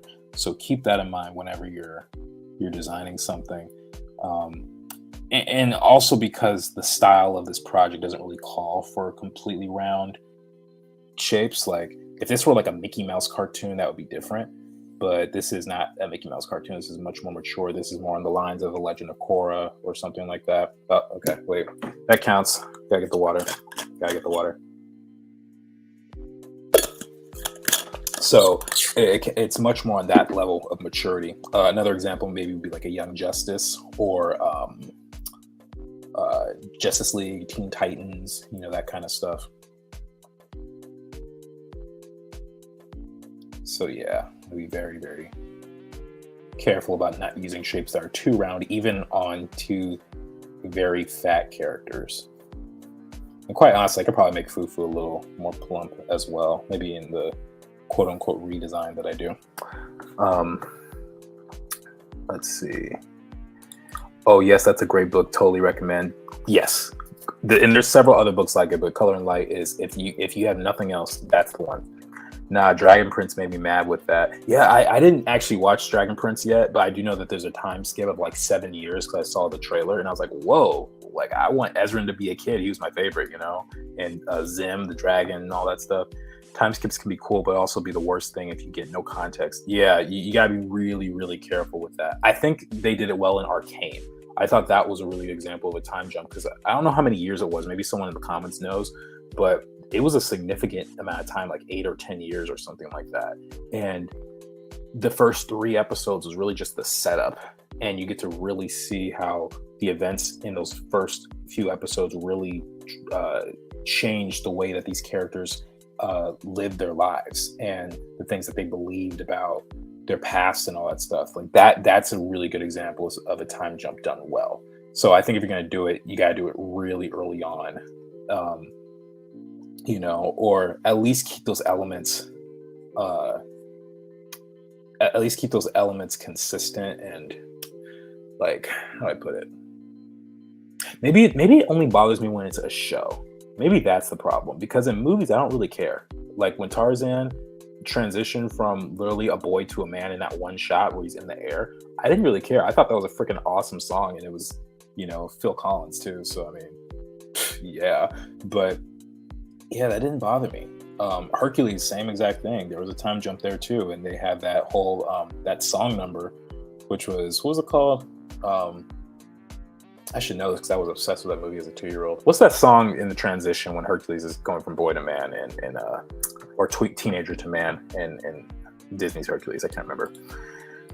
I started watching Korra, then found out about the time jump and haven't watched it since. We'll probably finish someday, but time jumps bug me. The Korra time jump, yeah, it's a little weird. It's a little weird. I'm not gonna lie. It bothered me a bit, but it actually makes sense for the story. I'll be honest about that. I saw the second episode of that season for the very first time at Comic-Con. They actually premiered it and with us there. And it was really awesome. And they go through what happens in that time period with that time jump. And it is actually very impactful. And it's very heartfelt. The episode is called Korra Alone. And obviously that is a nod to the episode Zuko Alone from the former series. And I think it actually really does it justice. So I don't blame you for skipping that episode, but I really do think it makes sense for the story that they were telling. As much as I do like the, certain things about the kids. And I think that's really what it is. I think we just like the childhood aspect of it, the fact that they're kids going through this. If they're adults going through a time jump, I don't think it affects us as much, but usually we fall in love with, the characters who are 10 years old, not 18 years old typically. And I remember when The Incredibles 2 came out, one of the questions was whether or not Brad Bird was going to do a time jump. And he thought about it before the movie came out, obviously. And he said, well, you know what? The people who love this movie fell in love with the characters as they are, not, and I don't want to risk them falling out of love with these characters that were already established and who they've been waiting for 14 years, So I actually am glad that he made that decision. Let's see. When she uses her hoverboard, what happens to the baby elephant? Does it just chase her through the streets? Yeah, that's another reason I'm trying to figure it out. Because I'm like, how's that going to work? And I also don't know when he's going to come up or what. But it's just a thought I had about a baby elephant as a pet. Like, that's just a funny, unique concept. So still working it out. I'm less concerned about that than I am with like the rest of the main story, making sure Javen's storyline is solid, Wait, after the time jump from Endgame, did monsters and aliens just stop attacking out of nowhere? Where they snapped to? Was that addressed? Maybe I just can't remember. Wait, after the time jump from Endgame. Like all the other heroes, like main villains and stuff, like the guys in their solo movies. I'm not really sure. I imagine they just kind of stopped because, half of all life is gone. They're all just depressed and sad and stuff. Yeah, it was about 10. Echo is the best character too. That was a 10-year time jump. Okay. Echo's design is legit. Yeah, Echo is so cool. He's a really cool character. Zero to Hero. I don't think it was Zero to Hero. That's not the song. That's the song when he's becoming famous. But I'm talking about the song that Phil sang in Hercules. And oh my gosh. I know the tune. But that's not, the song is One Last Hope. Yes, that's it. One Last Hope. That's the song. Yeah, that's the one where Hercules is going through that transition from teen to man. Yeah, so I think that one's a little bit different too. Also because, in all honesty, Hercules, as much as I love him, he's a bit of a doofus, and he still acts childlike, despite the fact that he's got like superhuman strength. But I do, and they overemphasized, or not, that sounds negative when I put it like that. They played up the awkwardness with how strong he was compared to his body frame, because he was the skinny little teenager before who just happened to have a lot of strength. And then they gave him this time jump, and now he actually looks like he could be that strong. But I think that was a fun era, I'm not gonna lie. All right, we're gonna give Pork Chop 3 big old teeth. Used for chewing whatever. In this case, it's just grass.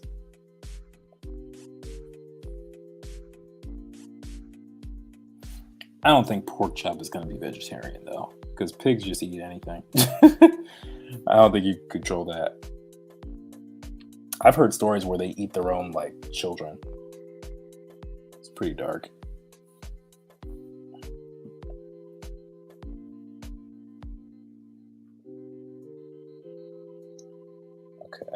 Need to get a better picture of pig feet to make this work.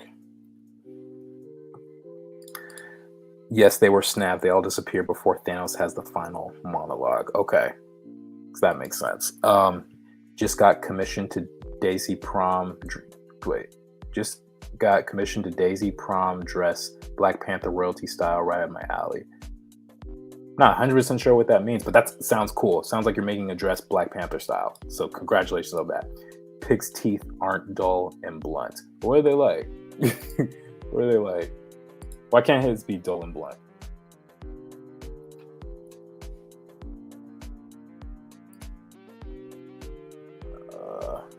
These are kind of gross photos. I don't know if I want to show you guys these.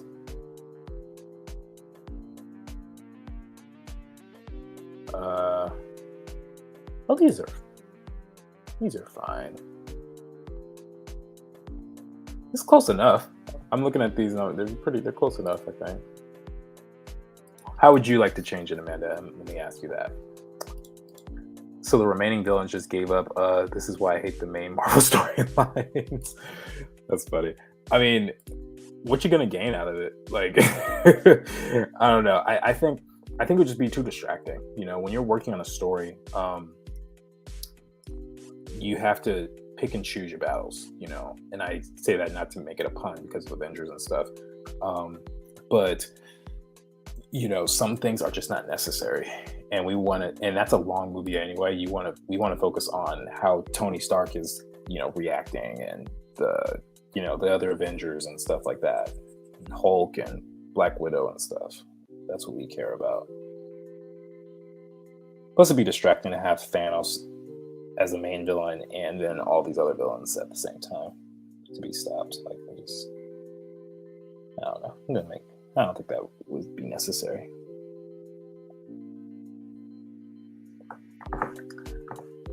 Design commission. Oh, okay, cool.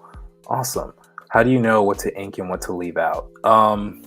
That's a good question. So right now, I'm just kind of worried about like his overall frame, like his body frame. I will typically not ink something like a texture or a heavy pattern that doesn't need an outline. So the reason I'm leaving his belt kind of blank is because I imagine that's going to have a design on it that I'm just not going to think about right this second, because there's probably going to be a logo attached and all that.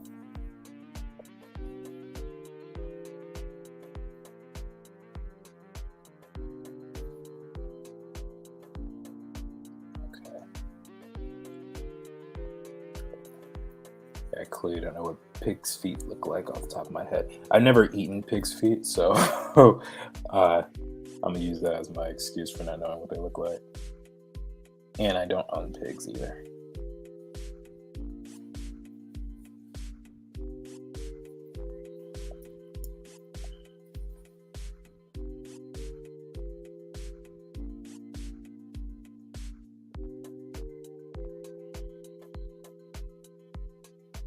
There you go. Let's actually give it a little bit more of a floor. I don't want to look like he's wearing high heels. I want to look like he can actually hold up the weight of his body.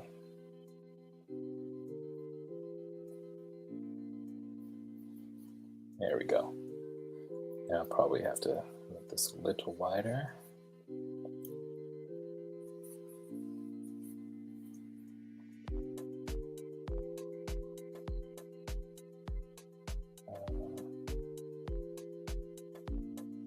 There we go. That's not too bad. All right, so let's do one more line for pork chop.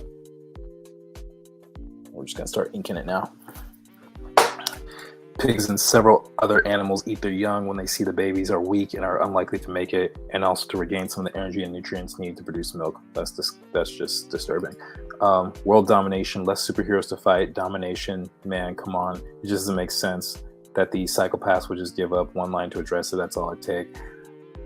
No, it wouldn't just take one line.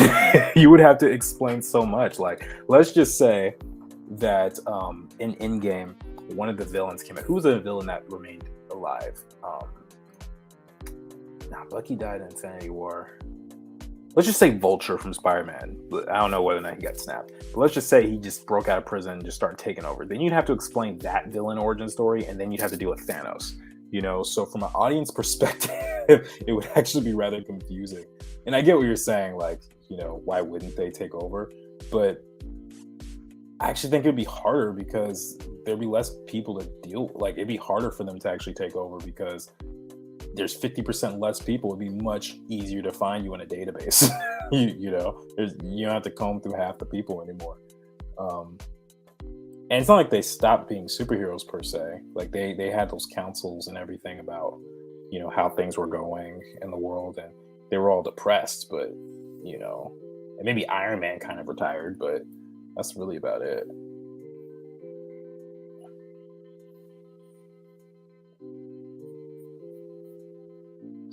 Little thickness here, show a little bit of depth. Man, it says, look, I'm a country girl, pigs are crazy. Been around too many wild pigs. Your teeth on pork chop is fine, wild pigs have crazy teeth. Oh, I see. Wait, is the menu around, what is the menu, is that the menu around pork chop's body? I forgot. I don't think it was a menu. That's a funny idea though. I don't think we ever decided that was a menu. But no. So the reason I'm doing teeth like this though, it's just because it's fun. It just looks like he just looks like a pig who's got slightly less than normal intelligence for a pig. Pigs are pretty smart. I do know that. And when you give these type of symbols, like these buck teeth that are just kind of crooked in a character like this, you tend to psychologically read them a different way. And since he's eating up everything, and I'm pretty sure Fufu isn't giving him braces, I think this would be fun. Can you imagine if we gave animals braces like that? Like humans? I bet someone has tried that. Like some rich person who's like who has their dog compete in shows and stuff. It's like Kirby's teeth aren't straight enough. We gotta give him braces. Dentist's like, nah, they're stuck like that. But there's one dog. There's an actress named Camila Mendez, and she has a dog who's really cute typically, but he's got this serious underbite, and he's like this, and it's so scary. She's like, it is the cutest thing ever. I'm like, no, that thing looks possessed, yo. That thing is freaking possessed.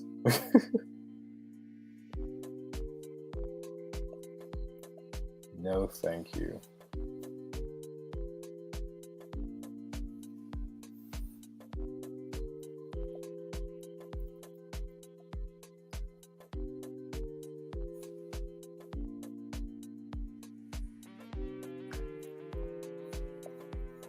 So I'm curious, changing subjects a little bit.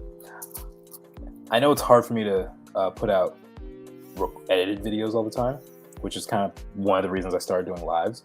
But what type of videos would you guys want to see from me? Because I have a list in mind, but I'm curious. You guys all in here are pretty consistent watchers, and I would love to be able to kind of sort out or help you guys out with some of the things that you're dealing with and make it into a video. So whether it has to do with writing, story, any of that kind of stuff. I'm just curious. Creating a world or something like that. All that. You can't just give the pig shoes so you don't have to worry about the feet. Hey, how I avoid problems. I could give them shoes, I guess. That would be pretty funny. I guess it'd be on brand. Maybe Marvel can make a TV show of the snap from the villain's perspective. That would not be a bad idea. I like that. Pork chop needs strong teeth because that's how Fufu destroys the evidence of what? I think you turned Fufu into a different guy. I think he's a little bit more maniacal in your world. I saw a deer stand on a street corner today, so I turned around, went home, because deer in my area get startled easily and charged, so I wasn't going to risk it, and walked home and call my bestie and reschedule art day.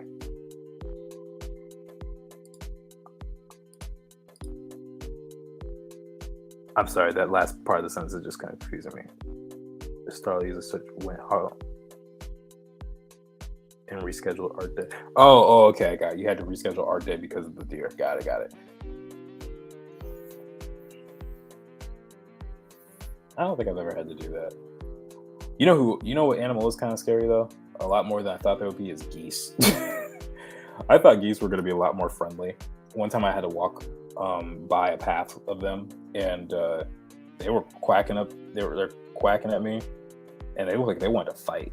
Like they were not playing around. Yeah, they were ferocious. I was on their turf though. There was like 30 of them, and they're all squawking at me. I'm trying to just walk, just a normal guy on a normal day, and yeah, it didn't really work for me. I didn't get attacked or anything, but he definitely stepped to me and was like, "What set you claim, bro?" You know, those of you who grew up in the hood, you know what that means.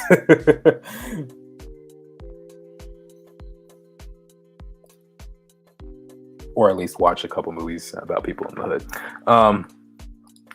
How to magically, without any effort, get better at drawing? I need useful spells. Oh, that's interesting. Okay. World building would be cool. Okay. Bruh, birds are the worst. Yeah, they're freaking scary.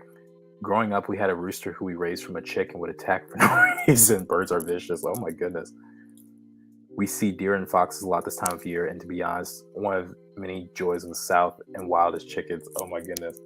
I never grew up in the South, unless you count Los Angeles the South, but most people don't, and I don't either. Even though it's the southern part of the state, it's not really the South.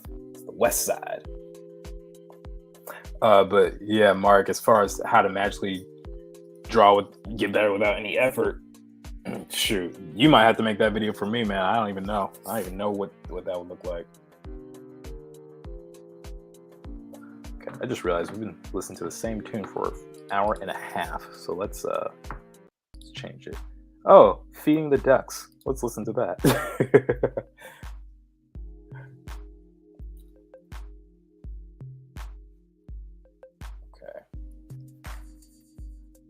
Yeah, so I already know that I would have to spend more time designing pork chop and his shape language, just based off of this right here. I'm not used to drawing pigs, so when they do appear, he's going to be a lot more consistent, I think. Because design takes a lot of thinking, you know what I mean? Like, you have to consider a lot of stuff, especially in a tight drawing like this.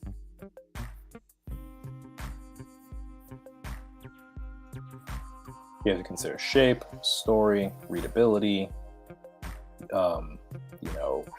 whether or not it's actually conveying the right ideas, all that stuff.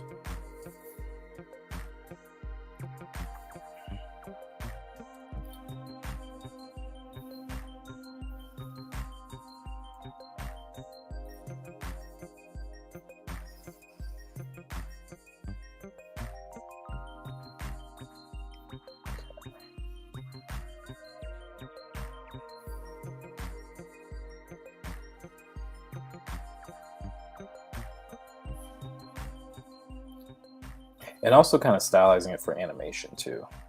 That's another tricky thing. Because I could draw this realistically, no problem, but when you have to pick a style and you have to make it consistent, that adds a whole nother level of challenge to it. Like these eyes, I'm not even really sure what to do with these eyes. Like, these eyes aren't even open.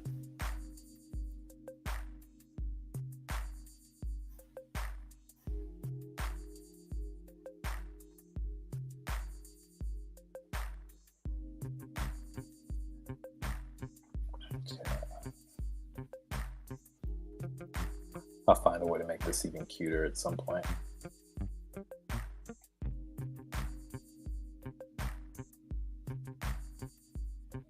Okay, and then let's round this out a little bit more.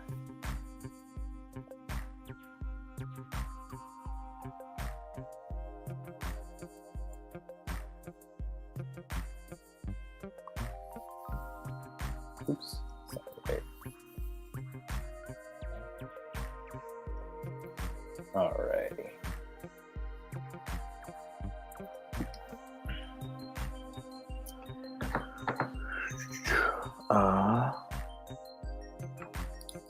A chicken chased my dog for looking at it. So yeah, chicken and birds in general are crazy. Oh my gosh, y'all deal with some vicious animals.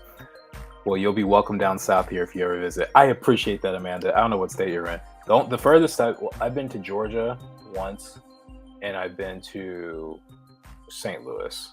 That's where my dad's side of the family is from. But other than that, I don't think I've ever. Oh, and I've been to Texas. I've been to Texas. The furthest south I've ever been is Houston, but that was for a week for like some conference.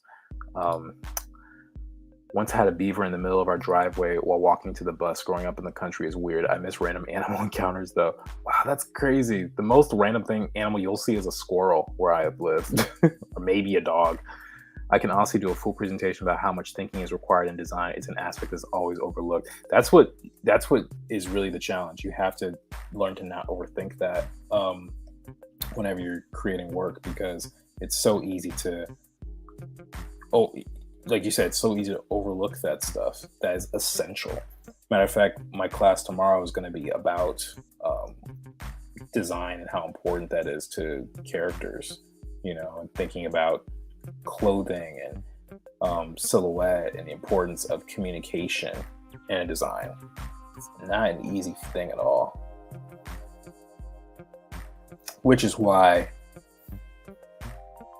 despite all the hoopla about AI and stuff, I don't think it can replace artists in the long run. I think it's going to be a fancy tool. I think it might even be used for brainstorming, but you cannot replace an artist's input with AI. There's just too much that goes into it.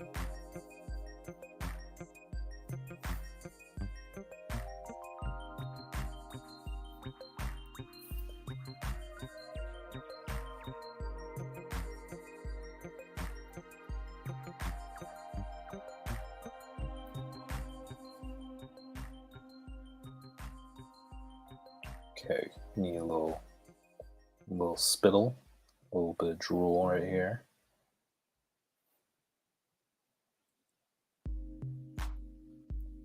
These 3 teeth. How do we do this? I guess let's thicken that line up a little bit here. Yeah, he's gonna be munching on some straw or some grass.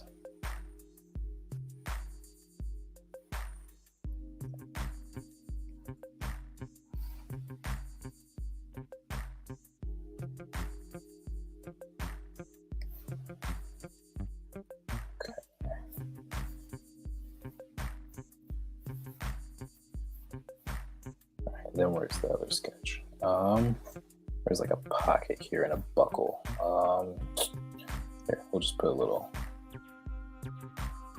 loop for his leash. Actually, I should probably erase all of this here, at least the edges.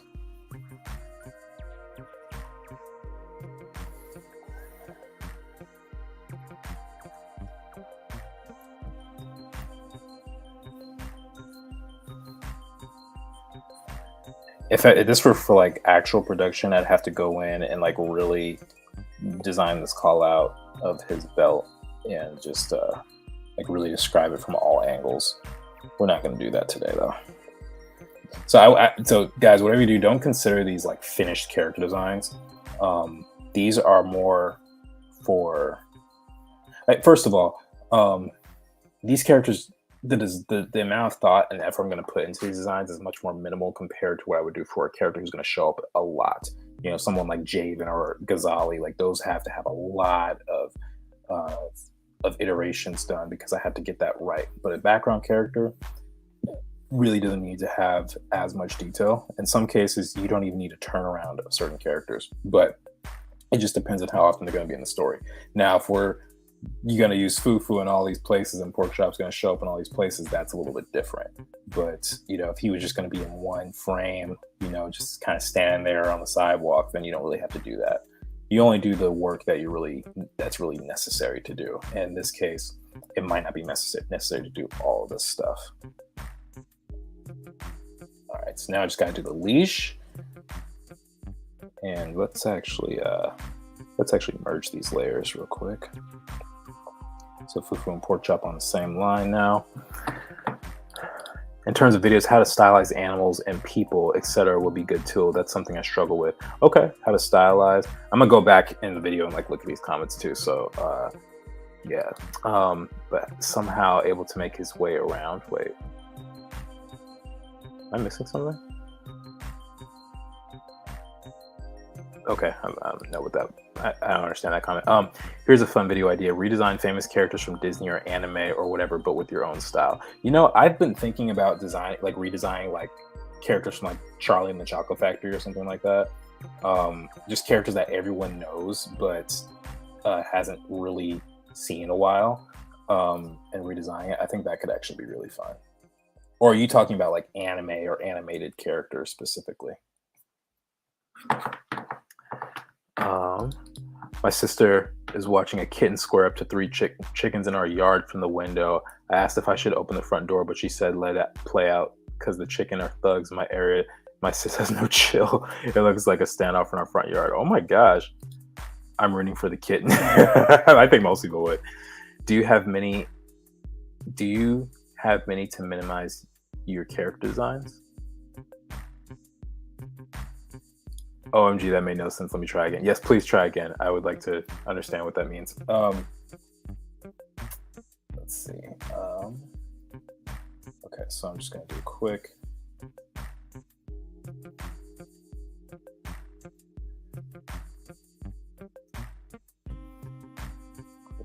Here. Let me ask you guys this. So since I'm about to finish with the lines here, would you guys rather me do the line work on ASAP Bunny, or would you rather me color Chef Fufu and the pig and pork chop? What do you guys want to see? Either way is fine with me, but I don't think I'll be able to do color and line for both. I'm not sure. But then again, I'd draw 2 people or 2 characters here technically, whereas with ASAP Bunny, there's only 1, so that might change things too. But what would you guys rather see first?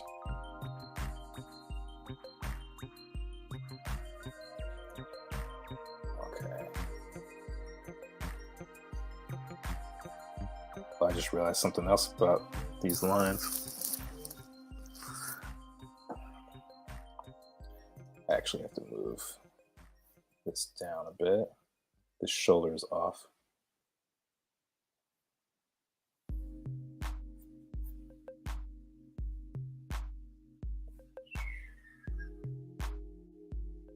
Oh. Okay, there we go.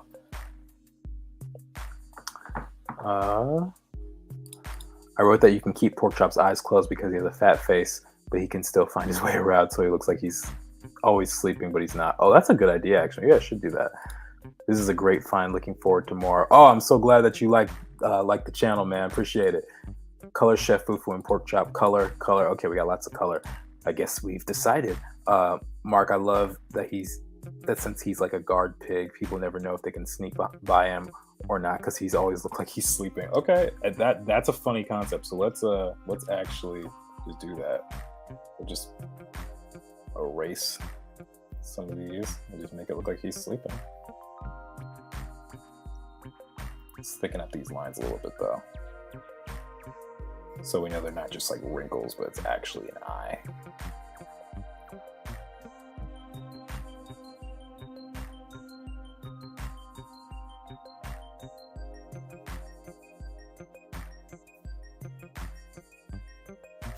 I gotta get my reference of like animated pigs.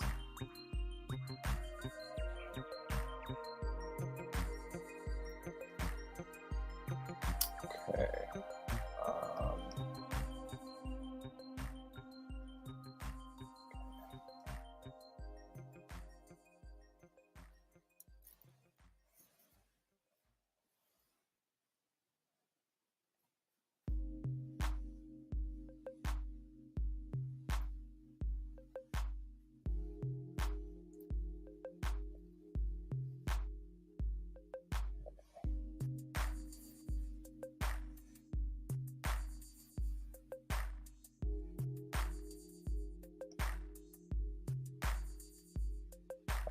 So there's going to be some marks that I have to erase here.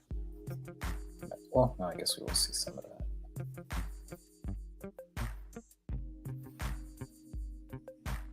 I can always come back in and kind of reinforce some of these. This is basically the leash.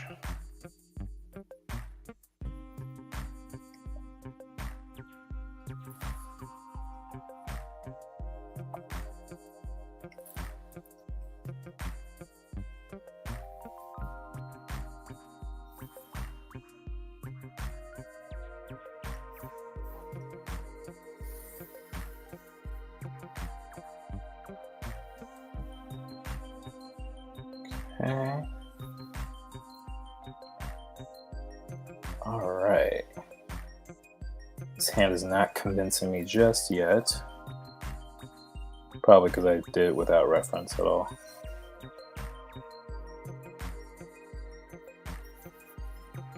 Let's do this.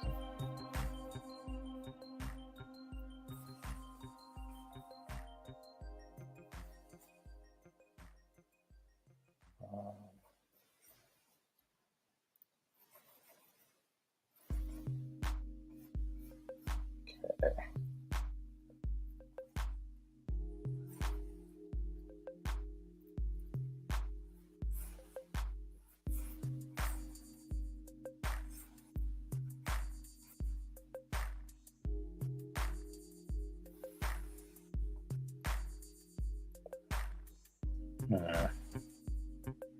Okay, the more I think about it, the more I'm thinking, one, it would look better if his stomach actually overlapped his hand, and I would have to worry about less. So we're going to cheat a little bit.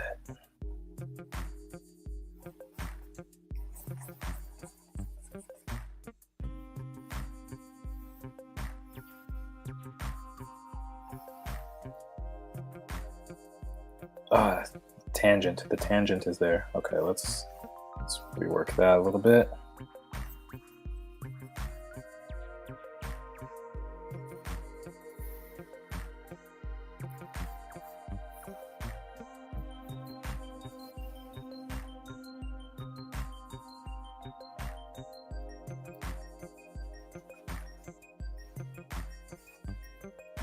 There we go.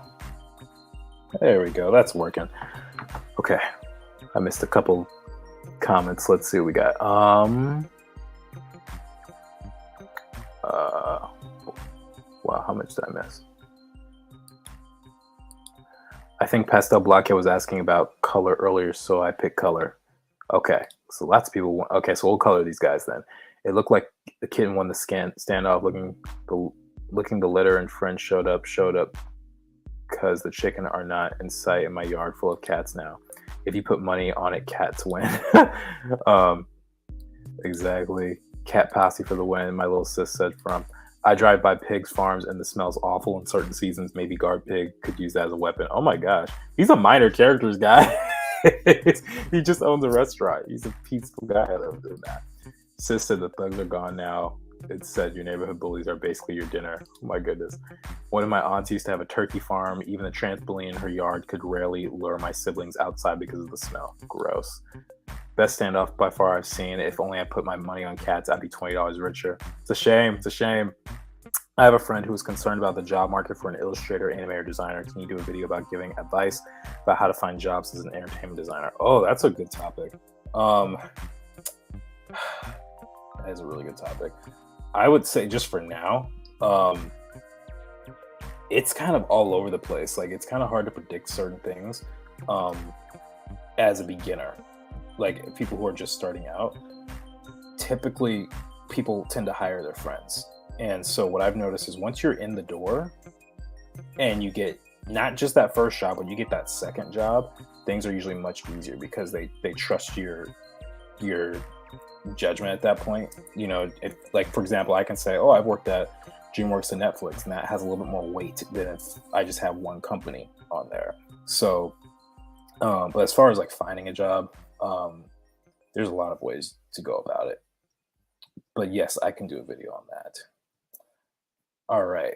So right now, So I'm basically done. What I'm doing real quick right now, I'm just making some of these lines a little bit thicker, um, just to give them a little more of a push.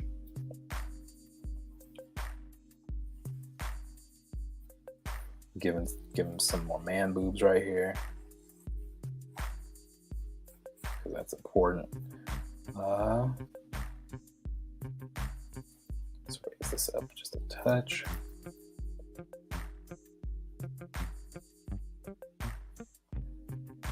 Let's see how I want to do this. I'm trying to add the wrinkles a little bit, but not make them too heavy.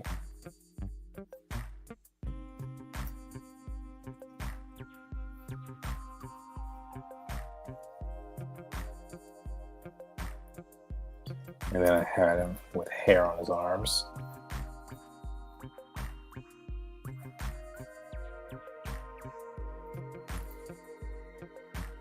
Oh, that doesn't look very good. Let's try that again.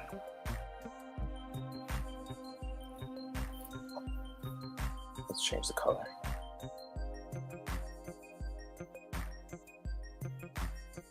Drawing through shapes, guys. Even I gotta remember to do that.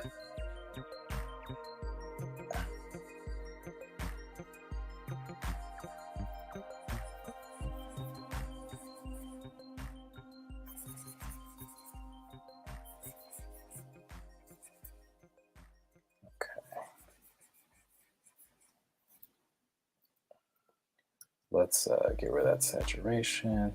That gray is kind of works. And let's cut back a little bit on this here.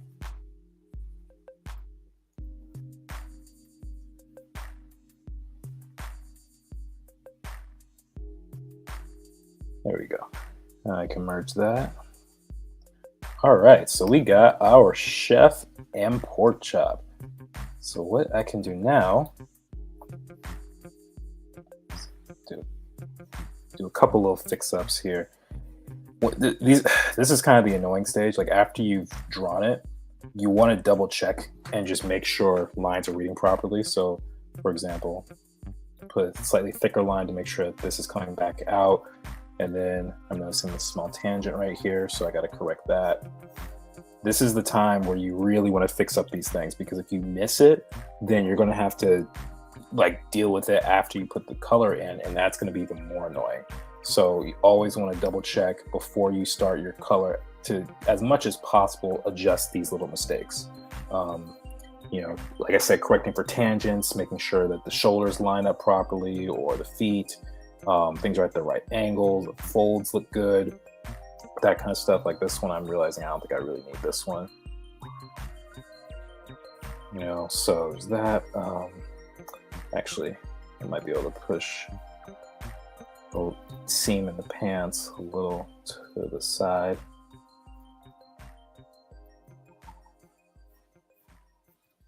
Yeah, there we go. What'd y'all think? What y'all think of Chef Fufu, though? Let's see. Oh, did you hear Total Drama Series is back? I did not hear about that. I actually never watched the series until my roommate showed it to me maybe like a couple of months ago, and I only watched like 2 or 3 episodes with them. But when the show came out, I think it was like 2007, I didn't have cable, and so I missed a lot of classic shows from like 2007 to 2011. Like for that long period of time, I just didn't watch any real TV because I just didn't have it. With some exceptions like Legend of Korra or something like that. But even then, I think they were mostly premiering those shows online. Okay, I'm gonna do a slightly thicker line for this beard.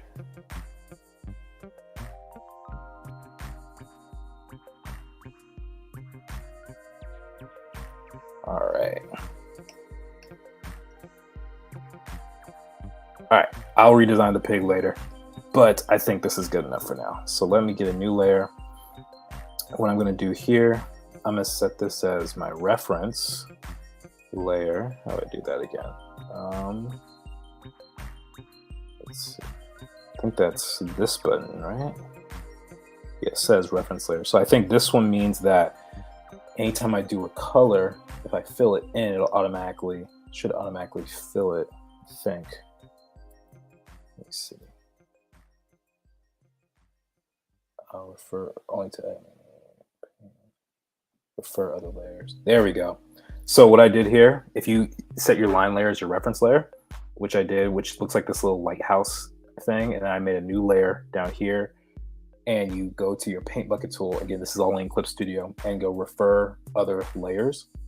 Anytime you have a closed gap, it just fills it in, and it makes the coloring process so much faster. Photoshop is not that simple, which is why I like this a lot. So this is excellent. It was 2011 to 2014. That's when it first aired. Really? I could have sworn it was like 2007. I looked it up, but okay, I'll take your word for it. That makes it even worse though, because I was in college. I was ending high school and entering college. I know it's because my boyfriend and I would watch together every Thursday on FaceTime. Oh, okay, gotcha. Okay, well that's very sweet. Okay, so let's talk about how we're gonna color this guy. So let's first fill in his colors. Let's just do a color that you guys can see a little better. Let's try this. Yeah.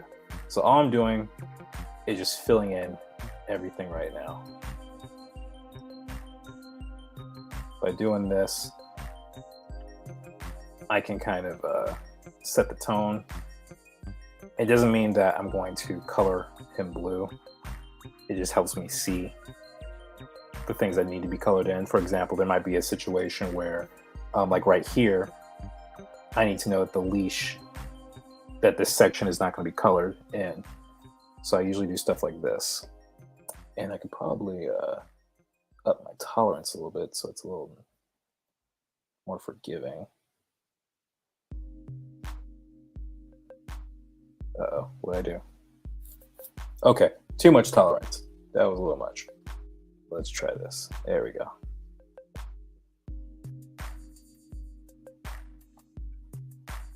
Yeah, this is exactly why I'm going to be using Clip Studio for the coloring process for my project, because of this.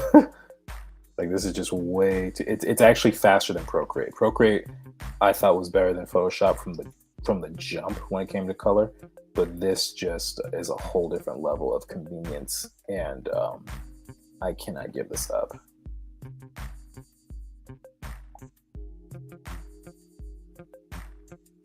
Okay. Let's just go out here. And I could use like a vector layer or something like that to make this work even better, but I think this is fine. All right, so let's get rid of that, and let's get a big pun.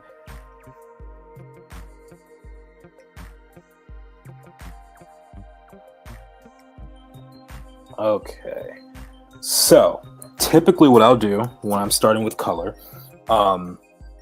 you can do a couple different things. You can make a new layer and do clipping masks, or you can do something where it's all just on one layer.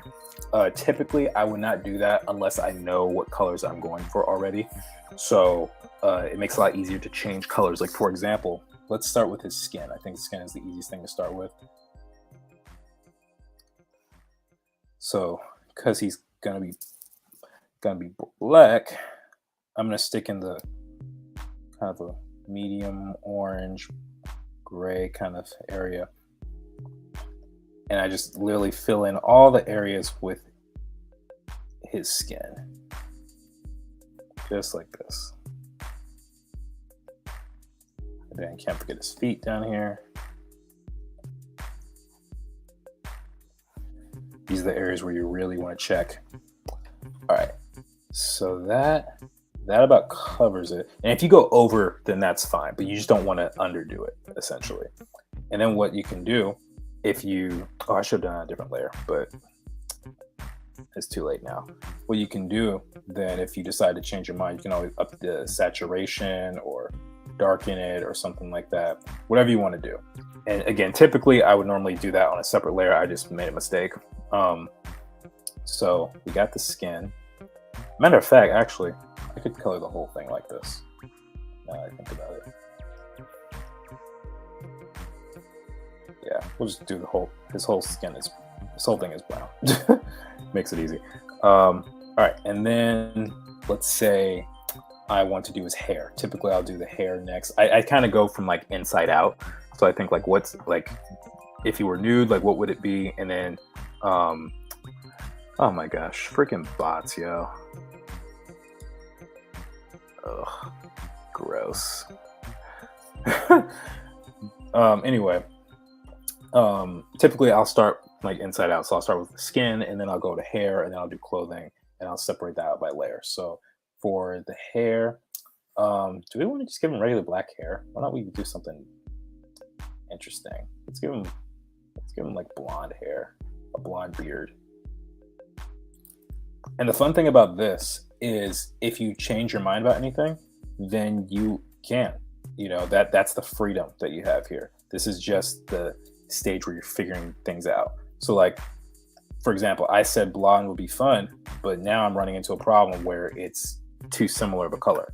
So either I have to change the skin color or I have to change the color of the hair. So that means I can make it lighter. You know, maybe he's older. You know, that could be fun.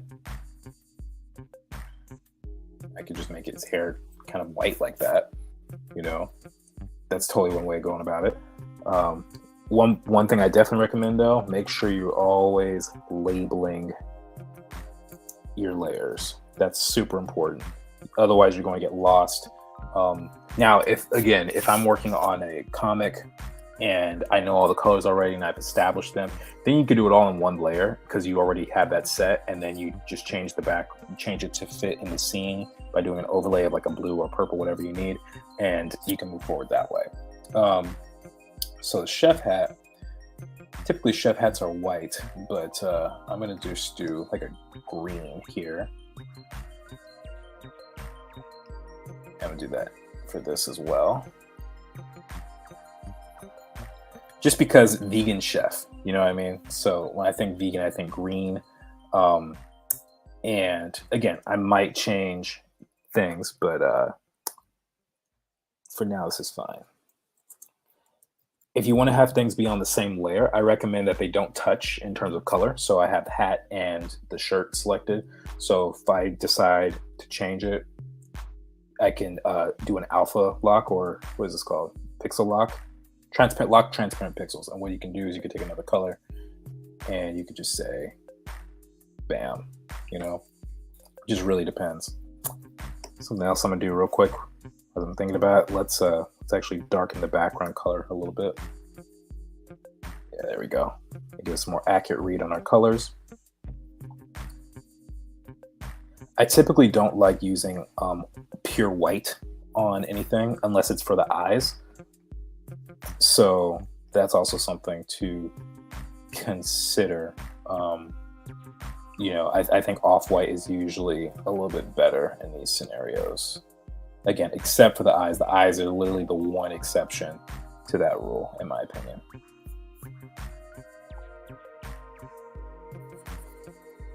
Okay. And then let's have pants.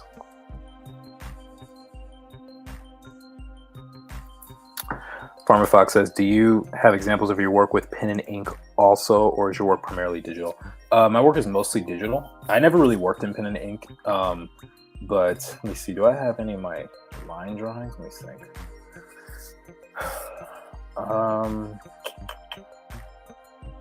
guess I could show you some of my line drawings rather than on a scan. Let me see. Give me 1 second. Where is my stack of drawings? Let me think. Where are they?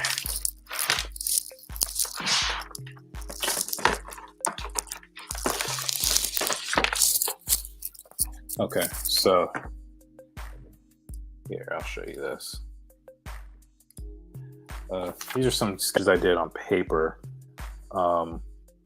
So they're pretty clean. And I kind of like drawing that way. Let me see what else I got.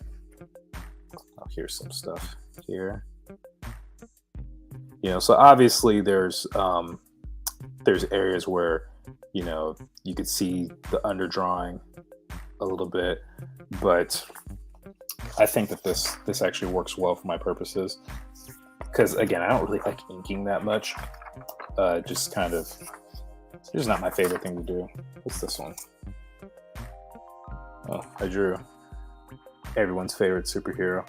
I think I was just experimenting with style a little bit on these pages. So these might be like 5-minute sketches, like literally. Some other stuff, but all these are done in pencil. Just playing around with stuff. Like this drawing was like, I'm not even gonna finish that. You're not worthy. What else we got in here? Oh, well, here's a ballpoint pen. A random sketch here, but not the eyes, but like some of these faces. But yeah, like I said, I primarily like working in pencil. I find it much more freeing, and I just like it more, to be honest. So, okay, now I gotta clean up my desk, so forgive me. Hopefully that suffices, Farmer Fox. All right, but yeah, most of the stuff I do now is digital because of the complexity of it, oftentimes. Okay.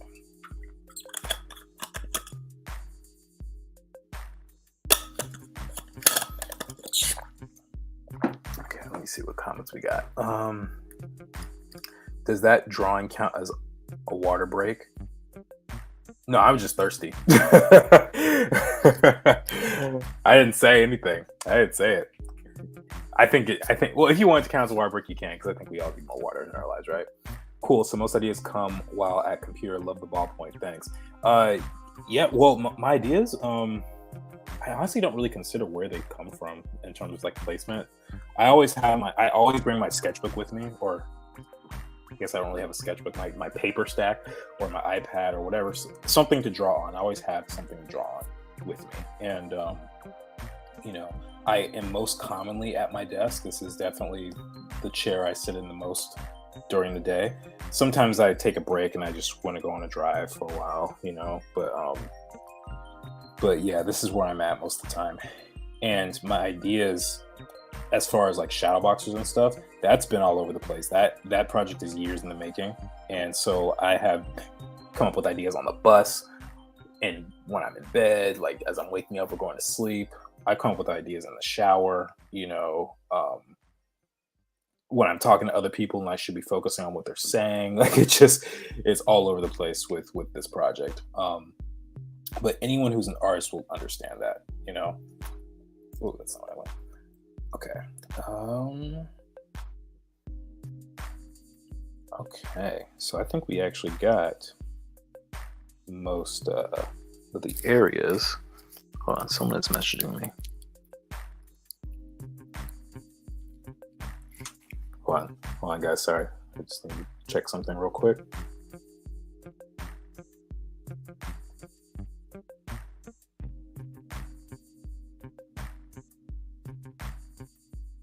Okay, cool. All right. The Spider-Man drawing you didn't tell, but you showed, so you're doing storytelling, right? I guess so. Storytelling, show, don't tell. I guess it does make sense. All right, so let me actually group this. Oh, it didn't set? Hold on. Well, that's annoying. It was supposed to put all this in a group and it didn't. Can I at least set the color? How do you set the color? Layer setting?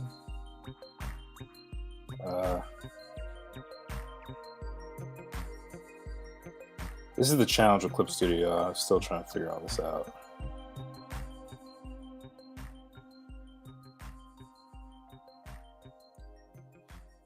Yeah, like I like the layout of Photoshop better because I'm so used to it, but the things you can do in Clip Studio is way better as an artist, in my opinion. So that's where the challenge comes in. So a situation like this, let's say I colored all of it. None of this is really going to stay, and when I do this, my favorite part is actually literally, I kid you not, I will play with the hue saturation slider and I will just see what works. So I'll boost up saturation. Sometimes I might make multiple of these and I'll just like copy like 6 of them on the page and see who I really like. And that's how I get to work. Uh-oh. Hi, Joe McFo fan. What's up, Megan? Thank you for coming on. We are coloring, well, we did the line work, but now we're coloring Chef Fufu and Pork Chop today. So thank you for coming on. Appreciate you as always. Megan, for those of you who do not know, has been a massive support for Shadowboxers over the years. And she knows quite a bit about the project. Quite a bit. Not everything, but quite a bit. All right, let's see. The hair. What color do I want to do the hair? Man, I could just go with like a dark gray or something, but that might be boring. Ooh, let's give him a green beard. That's something I haven't seen before. I kind of like that, actually. I don't see why he can't have a green beard. I think I'm going to set... Whoa, I don't know. That wasn't what I was trying to do. I think I might saturate his skin a little bit more. The other thing, actually, what I should do, I should have a reference of my characters up, because the colors here and the skin and everything are so saturated, and I want to make sure that he fits in the world. So let's just do that. Do some... Where's the color balance on here? Does anyone know where color balance is? I have no idea.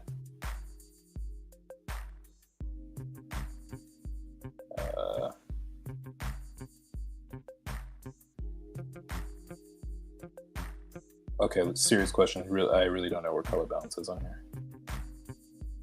I just want to shift it to be a little more blue. You know what? Google. That's what I'm doing.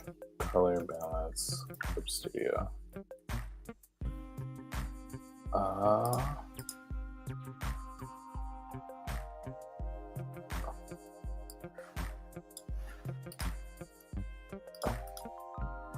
Amanda says, did you finally get to watch Wakanda Forever? Yes, I did. And I enjoyed it. I thought it was a really great tribute to Chadwick Boseman. Some things I didn't really care for as much, but I did like it overall. And I think that Ryan Coogler deserves an award for his writing ability considering the circumstance. Because not only did you lose your star actor, but you also did not recast him. And so you have to rewrite a whole story that makes sense, where that explains what happened in real life, why the story is suddenly shifted. Because it's, for us, you know, we understand the circumstances, but what happens 30 years from now when someone's watching this movie and doesn't understand the context? They need to make it all make sense. And I think they did a really good job balancing that, and also handling the emotion of those circumstances. So yeah, I enjoyed it. I enjoyed the movie. Might be in and out, but wanted to show up and support your boy. Appreciate you, Megan. You're the best. Do you do most of your 2,500 sketches on paper or digitally? The 2,500 drawings is only traditional. It's only traditional. I don't have them like nearby. I mean, they're somewhere in my bookshelf, but they're just like not easy for me to grab. But they're all on paper. Lettuce beard, that's funny. I think you can search most of it up from the help section. Okay. Referring to color balance. So color balance, I just need to know the keyboard shortcut. Where is it? Edit, tonal correction, tonal balance. Okay. Edit, tonal correction, color balance. Okay, I need to give it a keyboard shortcut apparently. I try to make it as similar to Photoshop as possible. Okay, so if he's gonna have a green shirt, then I might want to push his skin to be a little bit more of a red. It doesn't have to be like a dark red or anything like that, but I do want to have that in there. So let's lower that saturation a little bit. Yeah, there we go. He's looking almost Ghazali-ish with his skin color.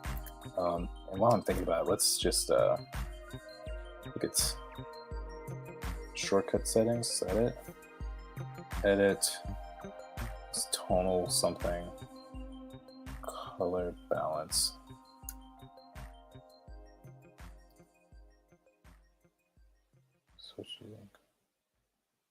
I don't know what Control B does right now, but it doesn't do it anymore.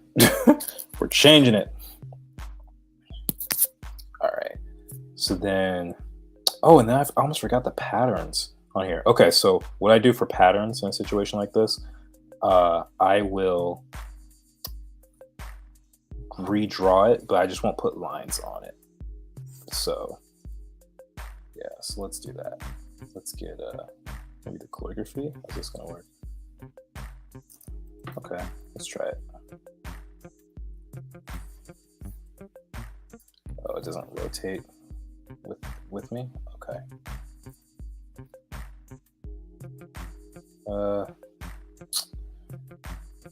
Can I get this to brush to rotate?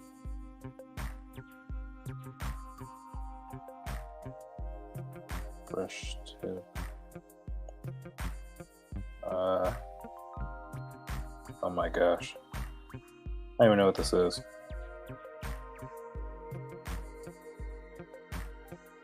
Okay, clearly I'm gonna have to experiment with this later. So we're gonna just use the G pen like we have been because it's closer to a circle.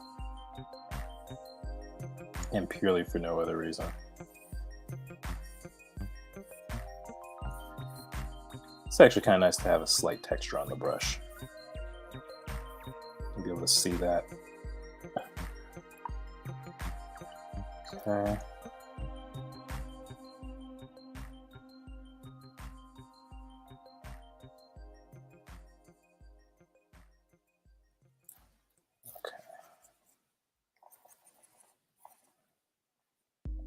Okay, here we go. Yeah, I almost forgot about this pattern. Okay.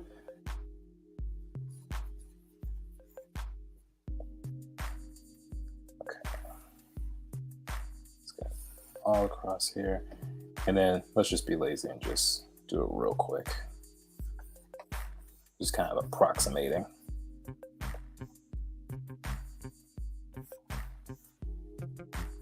Okay. Here's going to be a little smaller. One thing you want to be aware of is how the curve of the fabric is affecting the pattern.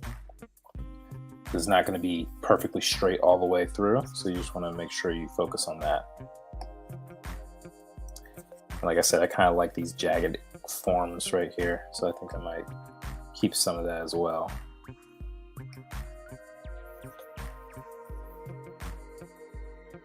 That's a little off, it's a little too tall. Consistency in the pattern is also very important.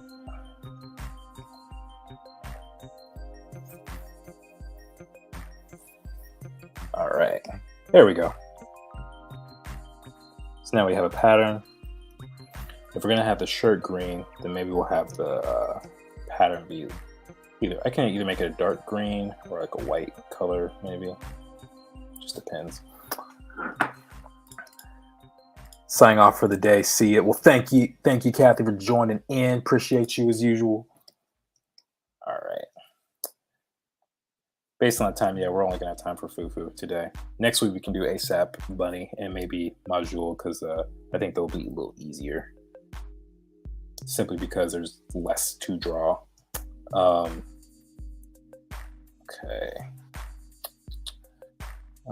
The pants, the purple. I'm thinking about the color wheel as I do this. So I'm looking. Actually, don't mind the pants so much, but I can make them a little darker.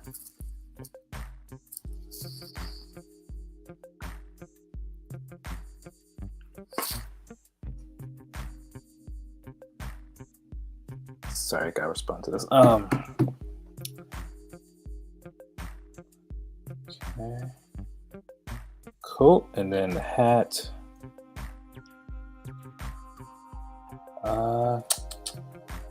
Kind of like this kind of green. Let's see what happens. Oh, that's not the color I wanted.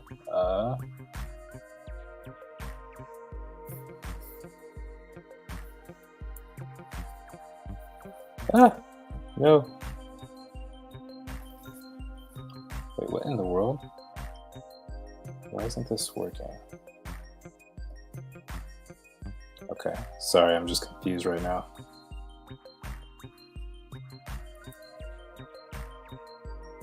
Oh, did I erase? I think that's what I did. I erased it. There we go. Sorry if I'm not talking as much. This is where the area where a lot of thinking is involved. It's so I got to make sure that that I do it right.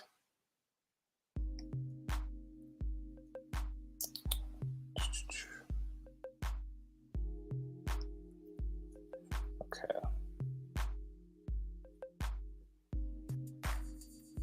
Okay, give it some dark sandals.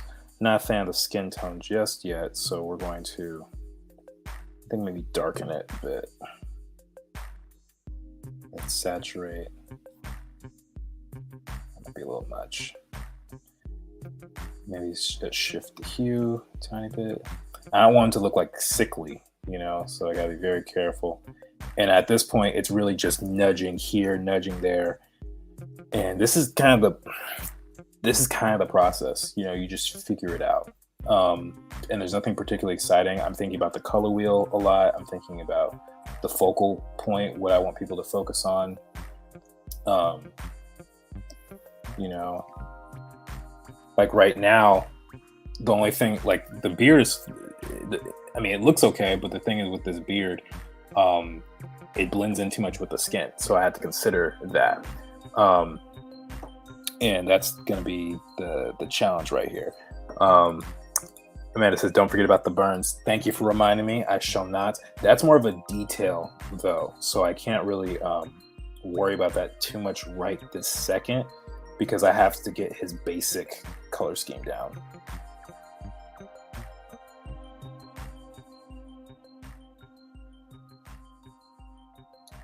Okay. Let's see.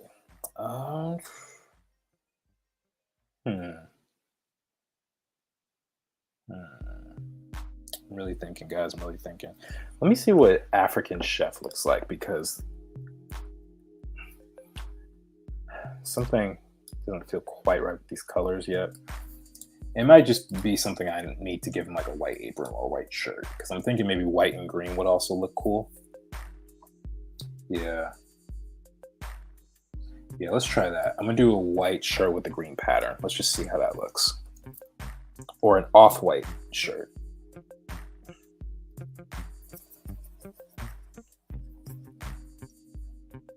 That doesn't look too bad.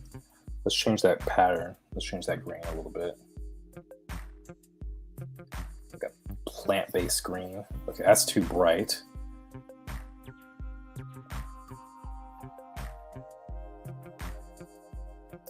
The other thing I could do is switch it so that the pattern is white and the shirt is still green. So that's one option. But let's see. I'm probably driving you all crazy right now. Like, dude, just pick something. But that is indeed the challenge, isn't it? Oh, that actually looks kind of cool. Kind of like that. Farmer Fox says, gotta go. We'll check out the rest of the live feed tomorrow. Good work. We'll be back to check you out again. Dude, thank you. I appreciate you. Have a great night.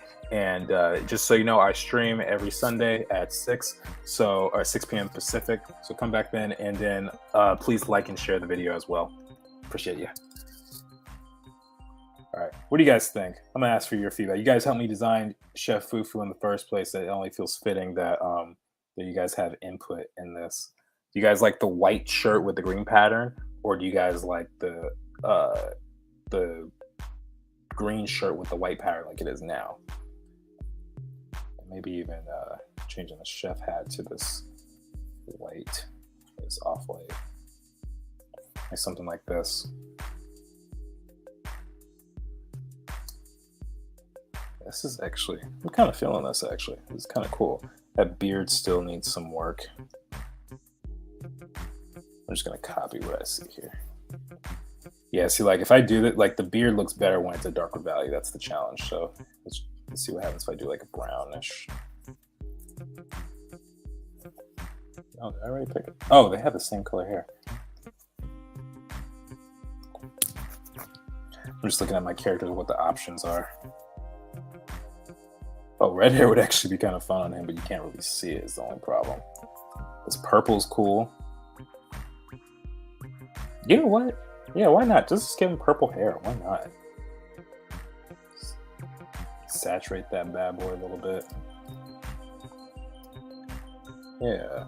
And something else I do when I get to this stage, I will add another layer and I'll just call it shadow. And I'll pick, I like to do like a purple, like a deep purple. And I will go in and let's get a hard round brush. Something that doesn't have texture on it. Put it on multiply, lower the opacity. And then just draw this out. And I'll need to clip this on here. Matter of fact, all of these should be clipping masks.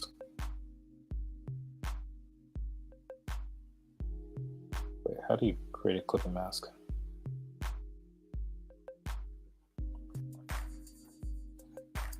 Oh yeah, come on, don't freeze on me. How do you do a clipping mask? Does someone know? Layer mask. Is it this isn't the same though. Okay, let's go. Jeez Louise. See, in Photoshop, I would have just done this in like a second and a half, but now I gotta look up the answer as that's loading. Let's see. Maybe do the hat and shirt as different shades of green. That's a potential. Okay. The white shirt reads so well as Chef, but I get wanting to mix it up. Yeah, that's the thing. Like the white shirt does fit with that stereotype. Yeah, that's the hardness. That's the hard part about it. Okay, layer. So I'm just looking at this. Clip away there below. It should be like right here.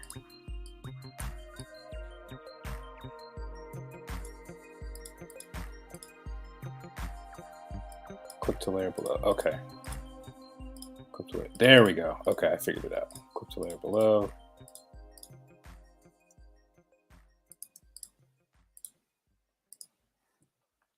Okay, so let's try this one last time.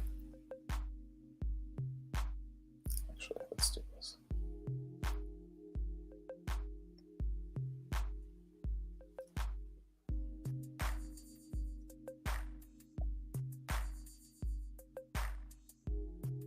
Okay. All right, so what I'm doing right now, I'm just slowly getting some shading in. And I like purple because it's a nice mix between warm and cool colors, in my opinion. When you like red is slowly getting towards the warm side of the spectrum, then you also have blue, which is obviously the coolest color. And so purple tends to be a nice mix. Can't use it all the time. I know it doesn't always work, but I typically like that a lot.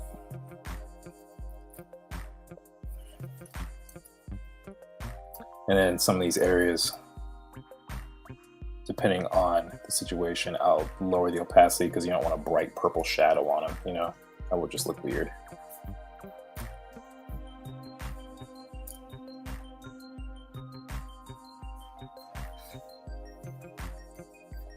Okay, let's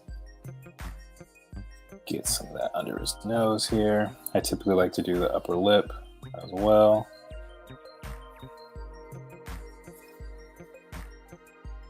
Then let's get some shadow under here. Another thing you can do is just lasso. It tends to be a pretty quick way to get your shadows in, and you just fill it. I like that method too.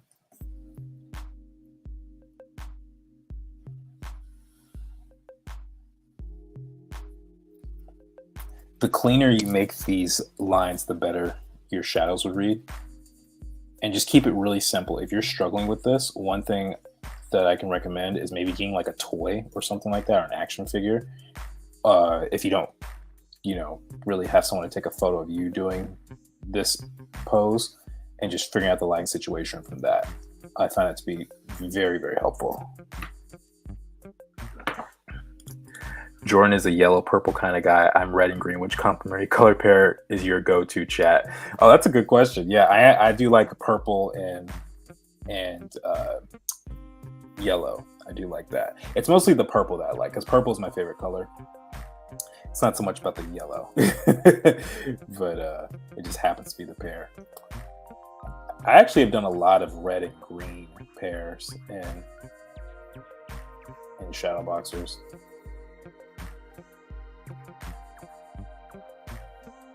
And just another way to show you guys how you can incorporate color complements. Like with Javen, he's got this blue outfit on, and I decided to make his skin a little bit more orange, so you create that complement there. Ghazali, his skin's a little bit more of a reddish tone with the green here.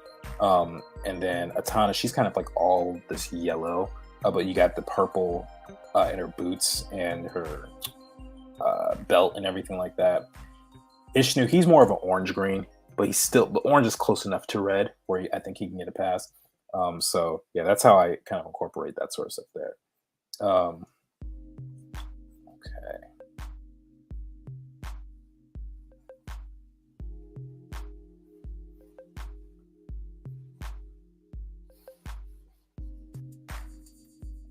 Okay, here we go.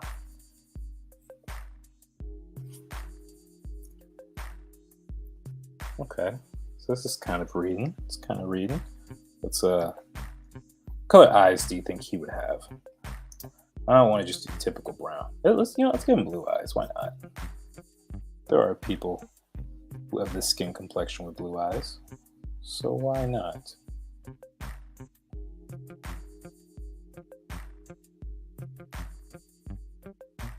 Let's just duplicate that line.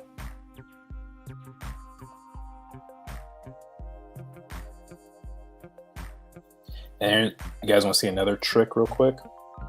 If you make another layer and you just fill it with something, let's just say that, you lower the opacity. This is kind of a way you can cheat the system. You can make sure all the colors connect really easily. You could just lower the opacity or do like a overlay or something like that, and all the colors now are going to have this slight blue tint or blue hue to it, and you can change it up however you like. But if you keep it really subtle, things will start to feel a little bit more succinct, and I really like that effect. So now instead of this, you have this, and I actually am kind of liking where this is heading. Now pork chop, on the other hand, we're gonna have to do something with pork chop. Let's color this, and we'll end the stream a little bit. I know people are jumping off because it's getting late, and I understand. So let's do what color should we do for him? Pigs are typically pinkish gray, so let's start with that. Might be a little too pink.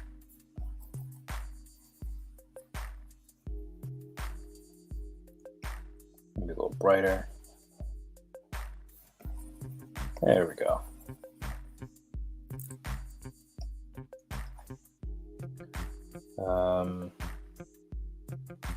Guess I could add shadow to him too. Let's do that.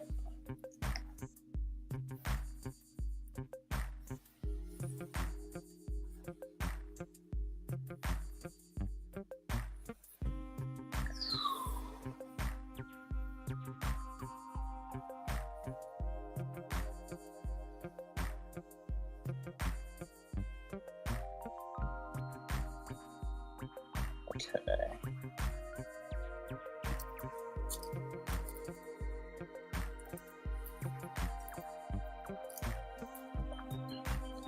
All right, and then I'll just add the little buckle for him. I always picture that buckle as being somewhat like brownish, like a leather almost.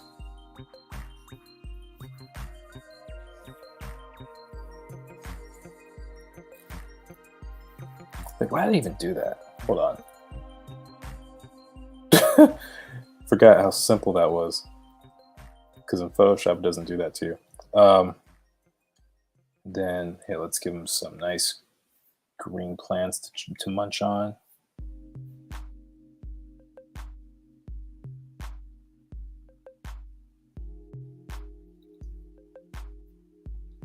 It's such a useful tool for coloring. I can't get over it.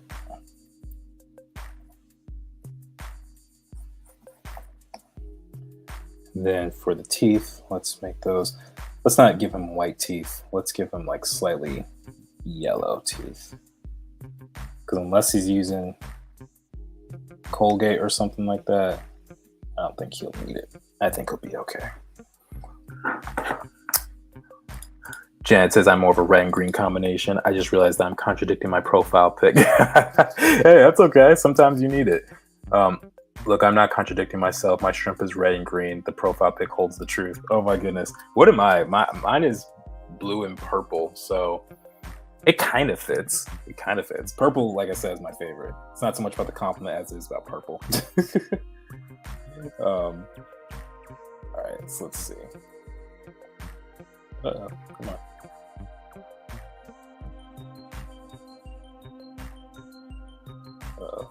It's froze on me. Hold up. There we go.